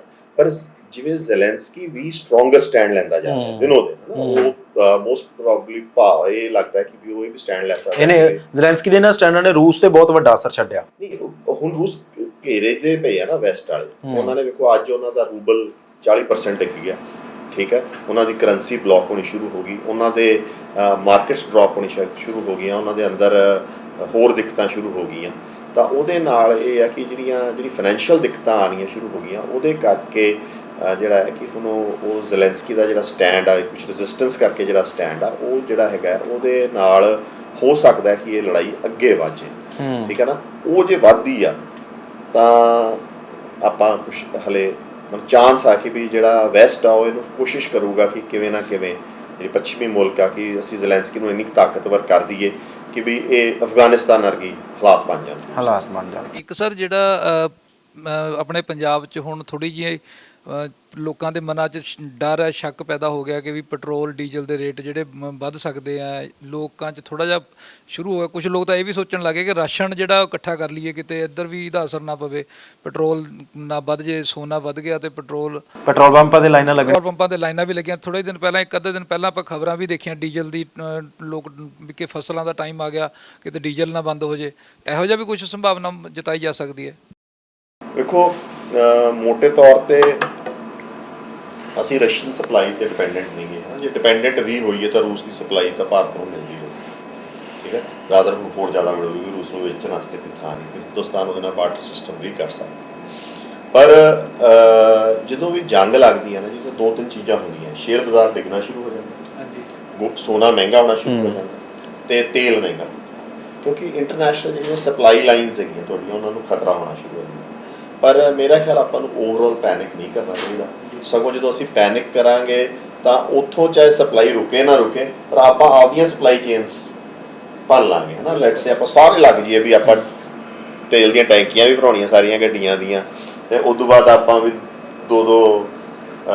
ਮਤਲਬ 20 ਕਿਲੋ ਆਟਾ ਵੀ ਲੈ ਕੇ ਰੱਖਣਾ, ਤਾਂ ਆਪਾਂ ਆਪਦੀ ਸਪਲਾਈ ਲਾਈਨ ਆਪ ਹੀ ਭੰਨ ਲਾਂਗੇ। ਐਸੀ ਕੋਈ ਸਥਿਤੀ ਹੈ ਨਹੀਂ ਗੀ, ਕਿਉਂਕਿ ਭਾਰਤ ਬਹੁਤ ਹੱਦ ਤੱਕ ਸੈਲਫ ਸਫੀਸ਼ੀਐਂਟ ਮੁਲਕ ਹੈਗਾ, ਤੇਲ ਪੱਖੋਂ ਵੀ, ਹੋਰ ਚੀਜ਼ਾਂ ਪੱਖੋਂ ਵੀ। ਤਾਂ ਉਹ ਚੀਜ਼ ਤਾਂ ਨਹੀਂ ਆਊਗੀ। ਹਾਂ, ਤੇਲ ਮਹਿੰਗੇ ਹੋਣ ਤੋਂ ਕੋਈ ਡਰ ਆ, ਬੰਦਾ ਕਹਿੰਦਾ ਵੀ ਇੱਕ ਦਿਨ ਦਾ 4 ਦਿਨ ਦਾ ਮੈਂ ਕੋਈ 100-200 ਬਚਾ ਲਾਂ, ਉਹ ਜ਼ਰੂਰ। ਇੱਕ ਜਿਹੜੇ ਹੁਣ ਯੂਕਰੇਨ ਦੇ ਮਾਮਲੇ ਤੋਂ ਬਾਅਦ ਜਿਹੜੇ ਕੈਨੇਡਾ ਵਰਗੇ ਸ਼ਹਿਰ 'ਚ ਦੇਸ਼ 'ਚ ਜਾ ਰਹੇ ਆ ਬੱਚੇ, ਹੁਣ ਵੀ ਜਾ ਰਹੇ ਆ, ਤੇ ਉਹਨਾਂ ਦੇ ਮਨ 'ਚ ਵੀ ਥੋੜ੍ਹਾ ਜਿਹਾ ਖਤਰਾ ਜਿਹਾ ਪੈਦਾ ਹੋ ਗਿਆ, ਕਿਉਂਕਿ ਕੈਨੇਡਾ 'ਚ ਵੀ 3 ਕਾਲਜ ਬੰਦ ਹੋ ਗਏ, ਉੱਥੇ ਵੀ ਪੜ੍ਹਾਈ ਦਾ ਮਾਹੌਲ ਇਹ ਹੋ ਗਿਆ। ਬੱਚੇ, ਹਜ਼ਾਰਾਂ ਬੱਚੇ, ਜਿਹਦੇ 'ਚ ਮੇਰੇ ਖਿਆਲ ਨਾਲ 2000 ਦੇ ਕਰੀਬ ਤਾਂ ਸ਼ਾਇਦ ਸਾਡੇ ਪੰਜਾਬ ਦੇ ਵੀ ਹੈਗੇ, ਜਿਹੜੇ ਜਿਨ੍ਹਾਂ ਦਾ ਕੁਝ ਵਾਪਸ ਆ ਗਏ, ਕੁਝ ਉੱਥੇ ਬੈਠੇ, ਕੁਝ ਗਏ ਹੀ ਨਹੀਂ ਸੀਗੇ ਹਲੇ ਕਰੋਨਾ ਕਰਕੇ। ਉਹਨਾਂ ਦਾ ਵੀ ਇਸੇ ਤਰ੍ਹਾਂ ਹੀ ਪੈਸਾ ਡੁੱਬਿਆ, ਤੇ ਉਹਨਾਂ ਵਾਸਤੇ ਤਾਂ ਇਹ ਯੂਕਰੇਨ ਵਾਲਿਆਂ ਵਾਸਤੇ ਤਾਂ ਜੰਗ ਕਰਕੇ ਹੋਇਆ, ਤੇ ਉਹਨਾਂ ਦੀ ਤਾਂ ਕਰੋਨਾ ਜੰਗ ਘਰ ਬੈਠੇ ਹੀ ਉਹਨਾਂ ਨੂੰ ਜਿਹੜਾ ਕੈਰੀਅਰ ਤਬਾਹ ਹੋ ਗਿਆ। ਇਹ ਬਾਕੀ ਦੇਸ਼ਾਂ 'ਚ ਜਾਣ ਵਾਲੇ ਬੱਚਿਆਂ ਤੇ ਕੁਝ ਅਸਰ ਰਹਿ ਸਕਦਾ ਇਸ ਜੰਗ ਦਾ, ਜਾਂ ਇਸੇ ਤਰ੍ਹਾਂ ਪਲਾਨ ਤਾਂ ਜਾਰੀ ਰਹੂਗਾ? ਲਿਬਰਲਾਈਜ਼ਡ ਮੁਲਕ ਸੀਗੇ ਜਿਵੇਂ ਮੁਲਕ ਕੈਨੇਡਾ, ਆਸਟ੍ਰੇਲੀਆ, ਇੰਗਲੈਂਡ ਤੇ ਜਾਂ USA ਆ ਕੇ, ਇਹਨਾਂ ਤੇ ਤਾਂ ਆਪਾਂ ਯੂਕਰੇਨ ਨਾਲ ਹੀ ਇਹਨਾਂ ਨੂੰ ਕੰਪੇਅਰ ਕਰ ਸਕਦੇ, ਬਿਕੋਜ਼ ਇਹ ਬਹੁਤ ਸਟੇਬਲ ਮੁਲਕ ਹੈਗੇ ਆ। ਇਹਨਾਂ 'ਚ ਲੜਾਈਆਂ ਜੰਗਾਂ ਆਏ ਨਹੀਂ ਹੁੰਦੀਆਂ। ਹਾਂ, ਕੋਈ ਕਦੀ ਕੋਈ ਯੂਨੀਵਰਸਿਟੀ ਫੇਲ ਹੋ ਜੇ, ਕੋਈ ਬਿਜ਼ਨਸ ਫੇਲ ਹੋ ਜੇ, ਕਿਸੇ ਨੂੰ ਕੋਈ ਏਜੰਟ ਖਾ ਜੇ, ਉਹ ਡਿਫਰੈਂਟ ਗੱਲ ਆ ਨਾ। ਉਹ ਤੇ ਇੱਕ ਸਟਰਕਚਰਲ ਇਸ਼ੂ ਨਹੀਂਗਾ, ਮਤਲਬ ਮੇਨ ਸਾਰੇ 'ਚ ਨਹੀਂਗਾ ਜਿਵੇਂ ਇੱਥੇ ਹੋਇਆ। ਤੇ ਇਹ ਜਗ੍ਹਾ ਜੰਗਾਂ ਦੇ ਕਦੀ ਮੈਦਾਨ ਵੀ ਨਹੀਂ ਹੋਏ ਰਹੇ, ਇਹ ਖਿੱਤੇ ਈਸਟਰਨ ਯੂਰਪ ਵਰਗੇ ਹੈ ਨਹੀਂਗੇ। ਤੇ ਹਾਂ, ਜਿਹੜੇ ਲੋਕ ਕੋਈ ਜਿਵੇਂ ਜਾਰਜੀਆ 'ਚ ਜ਼ਮੀਨ ਲੈਣਾ ਚਾਹੁੰਦੇ ਆ, ਜਾਂ ਯੂਕਰੇਨ 'ਚ ਵੀ ਲੈਣਾ ਚਾਹੁੰਦੇ ਸੀ ਬਹੁਤ ਲੋਕ ਆਪਣੇ, ਹੈ ਨਾ, ਤੇ ਉਂਝ ਹੀ ਥਾਂ ਜਾਂ ਅਫਰੀਕਾ 'ਚ ਜਾ ਕੇ ਲੈਣਾ ਚਾਹੁੰਦੇ, ਉਹਨਾਂ ਲੋਕਾਂ ਨੂੰ ਆਪਦੀਆਂ ਇਨਵੈਸਟਮੈਂਟਸ ਤੋਂ ਪਹਿਲਾਂ ਧਿਆਨ ਰੱਖਣਾ ਚਾਹੀਦਾ ਕਿ ਇਹਨਾਂ ਮੁਲਕਾਂ ਦੀ ਥੋੜ੍ਹਾ ਜਿਹਾ ਪਾਸਟ ਸਮਝ ਲਿਆ ਕਰਨ, ਇਹਨਾਂ ਦੇ ਇਤਿਹਾਸ ਨੂੰ ਸਮਝ ਲਿਆ ਕਰਨ ਕਿ ਇਹ ਇੰਨੇ ਸਟੇਬਲ ਮੁਲਕ ਨਹੀਂ ਗੇ ਜਿਵੇਂ ਆਪਣੇ ਪੱਛਮ ਦੇ ਦੂਜੇ ਮੁਲਕ ਹੈਗੇ। ਜੀ ਸਰ, ਆਖਰੀ ਸਵਾਲ ਹੈ, ਤੁਸੀਂ ਇੱਕ ਵੀਡੀਓ ਸਾਂਝਾ ਕਰ ਰਹੇ ਸਾਡੇ ਨਾਲ, ਉਹ ਬੜਾ ਸਕੂਨ ਦੇਣ ਵਾਲਾ ਇੱਕ ਵੀਡੀਓ ਸੀਗਾ।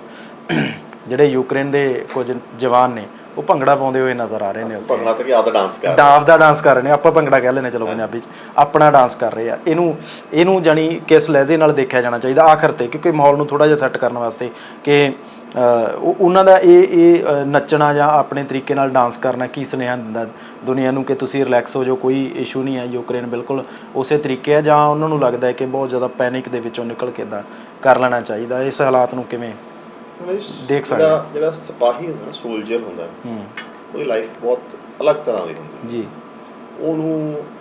ਉਹ ਮੌਤ ਦੇ ਤੇ ਜੀਵਨ ਦੇ ਇੰਨੇ ਨੇੜੇ ਹੁੰਦਾ, ਕਈ ਵਾਰੀ ਇੰਨੀ ਕਲੋਜ਼ ਹੋ ਜਾਂਦਾ ਉਹ ਕਿ ਉਹਨੂੰ ਫਿਰ ਇਹ ਲੱਗਣ ਲੱਗ ਜਾਂਦਾ ਕਿ ਵੀ ਆਹ ਪਲ ਜਿਹੜੇ 4 ਜਿਉਣੇ ਆ ਤਾਂ ਵਧੀਆ ਜਿਉਣੀਏ, ਠੀਕ ਹੈ। ਇਹਦਾ ਮਤਲਬ ਵੀ ਹੋ ਸਕਦਾ। ਹਾਂ, ਇਹ ਮਤਲਬ ਵੀ ਹੋ ਸਕਦਾ ਹੈ, ਪਰ ਇਹ ਮਤਲਬ ਵੀ ਹੋ ਸਕਦਾ ਹੈ, ਤੇ ਉਹਨਾਂ ਨੂੰ ਇਹ ਵੀ ਲੱਗਦਾ ਹੋ ਸਕਦਾ ਕਿ ਵੀ ਚੱਲ ਹਲੇ ਕੋਈ ਨਹੀਂ, ਹਲੇ ਲੜਾਂਗੇ, ਹੈ ਨਾ। ਪਰ ਡੈਫੀਨੇਟਲੀ ਚੀਅਰ ਅਪ ਕਰਨ ਵਾਸਤੇ ਆਪਦੇ ਆਪ ਨੂੰ ਫੌਜਾਂ ਹਮੇਸ਼ਾ ਇਹ ਜੇ ਕਰਦੀਆਂ। ਆਪਣੇ ਫੌਜੀ ਵੀ ਜਦੋਂ ਹੁੰਦੇ ਗਾਣੇ ਸੁਣਦੇ ਆ, ਸਾਰਾ ਕੁਛ ਸੁਣਦੇ ਆ। ਕਈ ਜਗ੍ਹਾ ਤਾਂ ਇਹ ਜਿਹੀਆਂ ਹੈਗੀਆਂ ਜਿੱਥੇ ਆਪਣੀਆਂ ਟੁਕੜੀਆਂ ਬੈਠਦੀਆਂ, ਤੇ ਆਪਾਂ ਨੂੰ ਪਤਾ ਹੁੰਦਾ ਕਿ ਜੇ ਅੱਗੋਂ ਮੂਵਮੈਂਟ ਹੋਊਗੀ ਤੇ ਇਹ ਤਾਂ ਮਤਲਬ ਬਚ ਕੇ ਨਹੀਂ ਆਉਣਗੇ। ਪਰ ਇਹ ਨਹੀਂ ਕਿ ਉਹ ਜੀਵਨ ਜਿਉਣਾ ਬੰਦ ਕਰ ਦਿੰਦੇ ਆ, ਹੈ ਨਾ। ਐਂ ਤੁਸੀਂ ਰੋਜ਼ ਗਮਗੀਨ ਤੇ ਉਦਾਸ ਹੋ ਕੇ ਤਾਂ ਨਹੀਂ ਨਾ ਸਕਦਾ। ਲੜਾਈ ਕੀ ਉਹਦਾ ਕਿੰਨੀ ਦੇਰ ਚੱਲ। ਯੂਕਰੇਨ ਦੇ ਲੋਕਾਂ ਵਾਸਤੇ ਇੱਕ ਚੰਗੀ ਵੀਡੀਓ ਹੈਗੀ ਹੈ ਤੇ ਉਹਨਾਂ ਪੋਜ਼ਿਟਿਵ ਯੂਕਰੇਨ ਦੇ ਉਹ ਸ਼ੇਅਰ ਵੀ ਤਾਂ ਹੀ ਬਲਗੇਰੀਅਨਸ ਨੇ ਕੀਤੀ ਹੈਗੀ ਆ, ਉਹ ਉਹਨਾਂ ਦੇ ਨਾਲ ਖੜਾ ਹੋਣਾ ਚਾਹੁੰਦੇ ਆ, ਤੇ ਉਹਨਾਂ ਨੇ ਕਿਹਾ ਕਿ ਆ ਵੇਖੋ ਕਿਵੇਂ ਹੱਸ ਨੱਚ ਰਹੇ ਆ, ਟੱਪ ਰਹੇ ਆ ਜੀ। ਅੱਛਾ, ਸਵਾਲ ਸੀ ਜੀ ਸਤਪਾਲ ਜੀ। ਜੀ ਸਰ, ਜਿਵੇਂ ਯੂਕਰੇਨ ਦੇ ਰਾਸ਼ਟਰਪਤੀ ਸੀਗੇ, ਉਹਨਾਂ ਨੇ ਆਪਣੇ ਦੇਸ਼ ਦੇ ਲਈ ਉਸ ਟਾਈਮ ਆਪਣੇ ਸੈਨਾ ਦੇ ਨਾਲ ਜਾ ਕੇ ਖੜ ਗਏ। ਤੇ ਤੁਹਾਡਾ ਬਾਕੀ ਦੇਸ਼ਾਂ ਦੇ ਰਾਸ਼ਟਰਪਤੀ ਹੋ ਗਏ, ਜਿੱਦਾਂ ਪ੍ਰਧਾਨ ਮੰਤਰੀ ਹੋ ਗਏ, ਉਹਨਾਂ ਨੂੰ ਲੈ ਕੇ ਤੁਹਾਡਾ ਕੀ ਵਿਚਾਰ ਹੈ?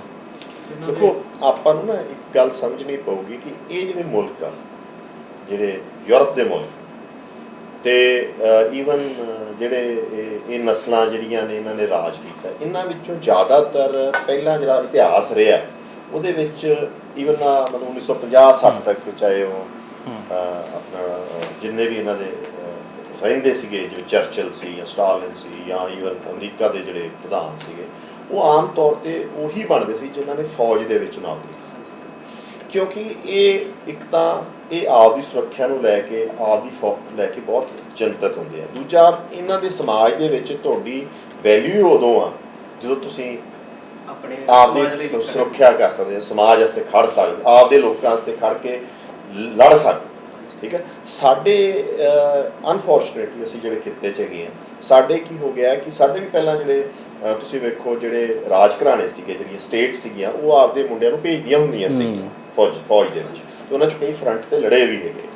ਤੇ ਉਹ ਪਰ ਹੁਣ ਸਾਡਾ ਜਿਹੜਾ ਸਮਾਜ ਆ ਉਹ ਇਸ ਪੱਖੋਂ ਆਪਾਂ ਹੋ ਗਏ, ਅਸੀਂ ਕਹਿੰਦੇ ਆ ਕਿ ਵੀ ਸਾਡੀ ਔਲਾਦ ਤਾਂ ਸੌਖੀ ਰਵੇ, ਪਿੱਛੇ ਰਵੇ। ਠੀਕ ਹੈ, ਤੇ ਉਹਨਾਂ ਦੀ ਕੋਸ਼ਿਸ਼ ਹੁੰਦੀ ਆ ਕਿ ਪੋਲੀਟੀਸ਼ੀਅਨ ਦਾ ਬੱਚਾ ਪੋਲੀਟੀਸ਼ੀਅਨ ਬਣੇ। ਮੈਂ ਤੁਹਾਨੂੰ ਇੱਕ ਇੰਟਰਸਟਿੰਗ ਗੱਲ ਦੱਸਦਾ, ਮੈਂ ਆਰਮੀ ਅਫਸਰ ਦਾ ਬੱਚਾ। ਠੀਕ ਹੈ, ਜ਼ਿਆਦਾਤਰ ਆਰਮੀ ਅਫਸਰਾਂ ਦੇ ਬੱਚੇ ਜਿਹੜੇ ਹੈਗੇ, ਉਹਨਾਂ 'ਚੋਂ ਇਸ ਟਾਈਮ ਘੱਟ ਵਾਪਸ ਪਹੁੰਚ ਰਿਹਾ, ਕਿਉਂਕਿ ਉਹਨਾਂ ਨੂੰ ਉਹ ਕਰੀਅਰ ਚੰਗੇ ਨਹੀਂ ਲੱਗਦੇ ਨਾ। ਉਹ ਬੈਂਕਿੰਗ 'ਚ ਜਾਂ ਕਿਸੇ ਹੋਰ MBA ਕਰ ਗਿਆ ਜਾਂ ਫਲਾਨਾ ਕਰ ਗਿਆ। ਪਰ ਕੋਈ ਜ਼ਮਾਨਾ ਸੀ ਜਦੋਂ ਪੀੜ੍ਹੀ ਦਰ ਪੀੜ੍ਹੀ ਯੂਨੀਫਾਰਮ ਪਾਉਂਦੇ ਸੀ, ਚਾਹੇ ਕਿਸੇ ਫੌਜ 'ਚੋਂ, ਇਹ ਨਹੀਂ ਕਿ ਵੀ ਭਾਰਤੀ ਫੌਜ, ਮਤਲਬ ਖਿੱਤੇ ਦੀ ਕਿਸੇ ਫੌਜ 'ਚੋਂ। ਤੇ ਪਰ ਇਹ ਆਪਣੇ ਖਿੱਤੇ 'ਚੋਂ ਇਹ ਗੱਲ ਨਿਕਲ ਗਈ ਹੈ ਕਿਉਂਕਿ ਲੋਕਾਂ ਨੇ ਤਾਂ ਅਖੀਰ ਲੀਡਰ ਨੂੰ ਵੇਖਣਾ ਹੁੰਦਾ ਨਾ। ਜੇ ਤੁਹਾਡਾ ਲੀਡਰ ਹੀ ਇਹ ਜਿਹਾ ਹੋ ਗਿਆ ਜਿਹੜਾ ਕਹੇ ਮੇਰਾ ਤਾਂ ਜਵਾਕ ਪਿੱਛੇ ਰਵੇ, ਮੈਂ ਤਾਂ ਇਹਨੂੰ ਵਿਖਾਵਾਂ ਨਾ, ਇਹ ਤਾਂ ਕੋਵਿਡ 'ਚ ਵੀ ਨਾ ਸਾਹਮਣੇ ਆਵੇ, ਤਾਂ ਇਸ ਆਪਣੇ ਸਮਾਜ ਦਾ ਕਿਰਦਾਰ ਪੱਖੋਂ ਇਹ ਹੈਗਾ। ਤੇ ਇਹਦਾ ਆਪਾਂ ਕਦੀ ਨਾ ਕਦੀ ਖਮਿਆਜ਼ਾ ਵੀ ਭੁਗਤਾਂਗੇ, ਕਦੀ ਜਦੋਂ ਅਸੀਂ ਕੌਮਾਂ ਜਾਂ ਹਮਲਾਵਰ ਹੋਈਆਂ ਆਪਣੇ ਤੇ ਸ਼ਾਇਦ ਸਾਨੂੰ ਲੜਨਾ ਵੀ ਮੁਸ਼ਕਿਲ। ਇਹ ਜੰਗ ਦਾ ਸਰ ਫਿਊਚਰ ਕਿੱਦਾਂ ਦੇਖਦੇ ਹੋ ਵੀ ਇਹਦੇ ਹੁਣ ਅੱਗੇ ਪ੍ਰਭਾਵ ਕੀ ਪੈਣਗੇ? ਜਿਵੇਂ ਹੁਣ ਸਾਰਾ ਕੁਝ ਗਲੋਬਲੀ ਹੋਇਆ ਪਿਆ, ਵੀ ਇਹਦਾ ਪੰਜਾਬ ਤੇ ਇੰਡੀਆ ਤੇ ਜਾਂ ਪੂਰੇ ਸਾਰੀ ਦੁਨੀਆ ਤੇ ਹੁਣ ਕੀ ਪ੍ਰਭਾਵ ਪੈਣਗੇ ਇਹਦੇ? ਦੇਖੋ ਜੀ, ਇਹ ਨਾ ਇੱਕ ਤਰ੍ਹਾਂ 91 ਤੋਂ ਬਾਅਦ ਇੱਕ ਗਲੋਬਲ ਆਰਡਰ ਚੇਂਜ ਜਿਹੜਾ ਹੋਇਆ ਸੀ, ਹੈ ਨਾ। 91 ਤੋਂ 91 ਤੋਂ ਬਾਅਦ ਜਿਹੜਾ ਦੁਨੀਆ ਸੀ ਉਹ ਯੂਨੀਪੋਲਰ ਹੋ ਗਈ ਸੀ। ਯੂਨੀਪੋਲਰ ਤੋਂ ਮੇਰੇ ਨਾਲ ਕਿ ਇੱਕ ਅਮਰੀਕਾ ਧੁਰਾ ਬਣ ਗਿਆ ਸੀ। ਇਹ ਹੁਣ ਜਿਹੜੇ ਇੰਟਰਨੈਸ਼ਨਲ ਰਿਲੇਸ਼ਨਸ਼ਿਪ ਵਾਲੇ ਉਹਨਾਂ ਦੇ ਕਈ ਮਾਡਲ ਸੀਗੇ ਧਰਤੀ ਦੇ, ਠੀਕ ਹੈ ਨਾ, ਕਿ ਇਹ ਕਿਵੇਂ ਚੱਲ ਸਕਦਾ। ਉਹਨਾਂ 'ਚ ਕਿਹਾ ਗਿਆ ਕਿ ਯੂਨੀਪੋਲਰ ਇੱਕ ਤਾਕਤ ਰਹੂਗੀ। ਕੋਈ ਕਹਿੰਦੇ ਨਹੀਂ ਇਹ ਜੀ 2 ਤਾਕਤਾਂ ਵੱਡੀਆਂ ਰਹਿਣਗੀਆਂ, ਕੁਛ ਕਹਿੰਦੇ ਵੀ 4-5 ਵੱਡੀਆਂ ਤਾਕਤਾਂ ਰਹਿਣਗੀਆਂ। ਸੋ ਆਪਾਂ ਜੋ ਹੁਣ ਸਮਾਂ ਵੇਖ ਰਹੇ ਹਾਂ ਉਹ ਇਹ ਵੇਖ ਰਹੇ ਹਾਂ ਕਿ ਵੀ ਜਿਹੜਾ ਯੂਨੀਪੋਲਰ ਵਰਲਡ ਸੀ, ਜਿਹੜਾ ਇੱਕ ਧੁਰੇ ਵਾਲੀ ਦੁਨੀਆ ਸੀ, ਉਹ ਢਹਿ ਰਹੀ ਆ ਕਿਤੇ। ਤੇ ਰੂਸ ਜਿਹੜਾ ਬਿਲਕੁਲ ਉਹਨਾਂ ਨੇ ਸਕੋੜਤਾ ਸੀ, ਉਹਨਾਂ ਦਾ ਸਾਰਾ ਕੁਝ ਦੱਬਤਾ ਸੀ ਵਾਪਸ, ਉਹ ਕਿਤੇ ਆਪਦੇ ਆਪ ਨੂੰ ਦੁਬਾਰਾ ਇੱਕ ਸਾਮਰਾਜ ਦੇ ਤੌਰ ਤੇ ਖੜਾ ਕਰਨਾ ਚਾਹੁੰਦਾ। ਤੇ ਅਮਰੀਕਾ ਤੇ ਵੀ ਉਹਦੇ ਦਬਾਅ ਹੈਗੇ ਆ। ਚੀਨ ਤੇ ਰੂਸ ਇਕੱਠੇ ਹੋਣ ਕਰਕੇ ਇੱਕ ਤਰ੍ਹਾਂ ਇਕਨੋਮਿਕ ਪਾਵਰ ਵੀ ਆ, ਮਿਲਟਰੀ ਪਾਵਰ ਵੀ ਆ, ਤੇ ਉਹ ਰੂਸ ਉਹਦੇ ਤੇ ਅਮਰੀਕਾ ਤੇ ਦਬਾਅ ਪਾ ਰਹੇ ਆ। ਤੇ ਇਹਨੂੰ ਕਈ ਪੱਖਾਂ ਤੋਂ ਵੇਖਿਆ ਜਾ ਸਕਦਾ ਇਸ ਸਾਰੀ ਜੰਗ ਨੂੰ। ਪਹਿਲੀ ਗੱਲ ਤਾਂ ਇਹ ਯੂਕਰੇਨ ਦੇ ਵਿੱਚ ਜਿਹੜੀ ਲੜਾਈ ਹੋ ਰਹੀ ਆ ਉਹ ਪੱਛਮ ਤੇ ਰੂਸੀ ਮੁਲਕਾਂ ਦੀ ਹੋ ਰਹੀ ਆ, ਅਮਰੀਕਾ ਦੀ ਤੇ ਉਹਦੀ ਹੋ ਰਹੀ ਕਹਿ ਸਕਦੇ ਹਾਂ ਆਪਾਂ। ਦੂਸਰਾ ਆਪਾਂ ਇਹ ਵੀ ਕਹਿ ਸਕਦੇ ਹਾਂ ਕਿ ਕਿਤੇ ਨਾ ਕਿਤੇ ਲੋਕ ਵੀ ਆਪਦੇ ਆਪ ਨੂੰ ਐਗਜ਼ਰਟ ਕਰ ਰਹੇ ਆ।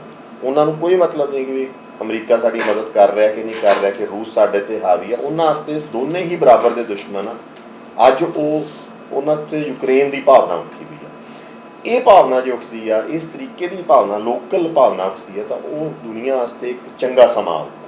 ਉਹਦੇ ਨਾਲ ਜਿਹੜਾ ਦਾਬਾ, ਕਬਜ਼ਾ, ਇਹ ਚੀਜ਼ਾਂ ਘਟਣਗੀਆਂ। ਕਿਸੇ ਇੱਕ ਖਿੱਤੇ ਦੇ ਵਸੀਲੇ ਕੋਈ ਹੋਰ ਖਿੱਤਾ ਵਰਤ ਜੇ, ਠੀਕ ਆ, ਉਹ ਨਹੀਂ ਹੋਊਗਾ। ਲੋਕ ਆਪਦੇ ਇਲਾਕੇ ਨੂੰ ਆਪ ਰਨ ਕਰ ਸਕਣਗੇ, ਪੰਚਾਇਤਾਂ ਆਪਦੇ ਨੂੰ ਰਨ ਕਰਨ, ਮਿਊਨਿਸਪਲ ਕਾਰਪੋਰੇਸ਼ਨ ਆਪਦੇ ਨੂੰ ਰਨ ਕਰਨ, ਸੂਬਾ ਆਪਦੇ ਵਸੀਲਿਆਂ ਨੂੰ ਰਨ ਕਰੇ।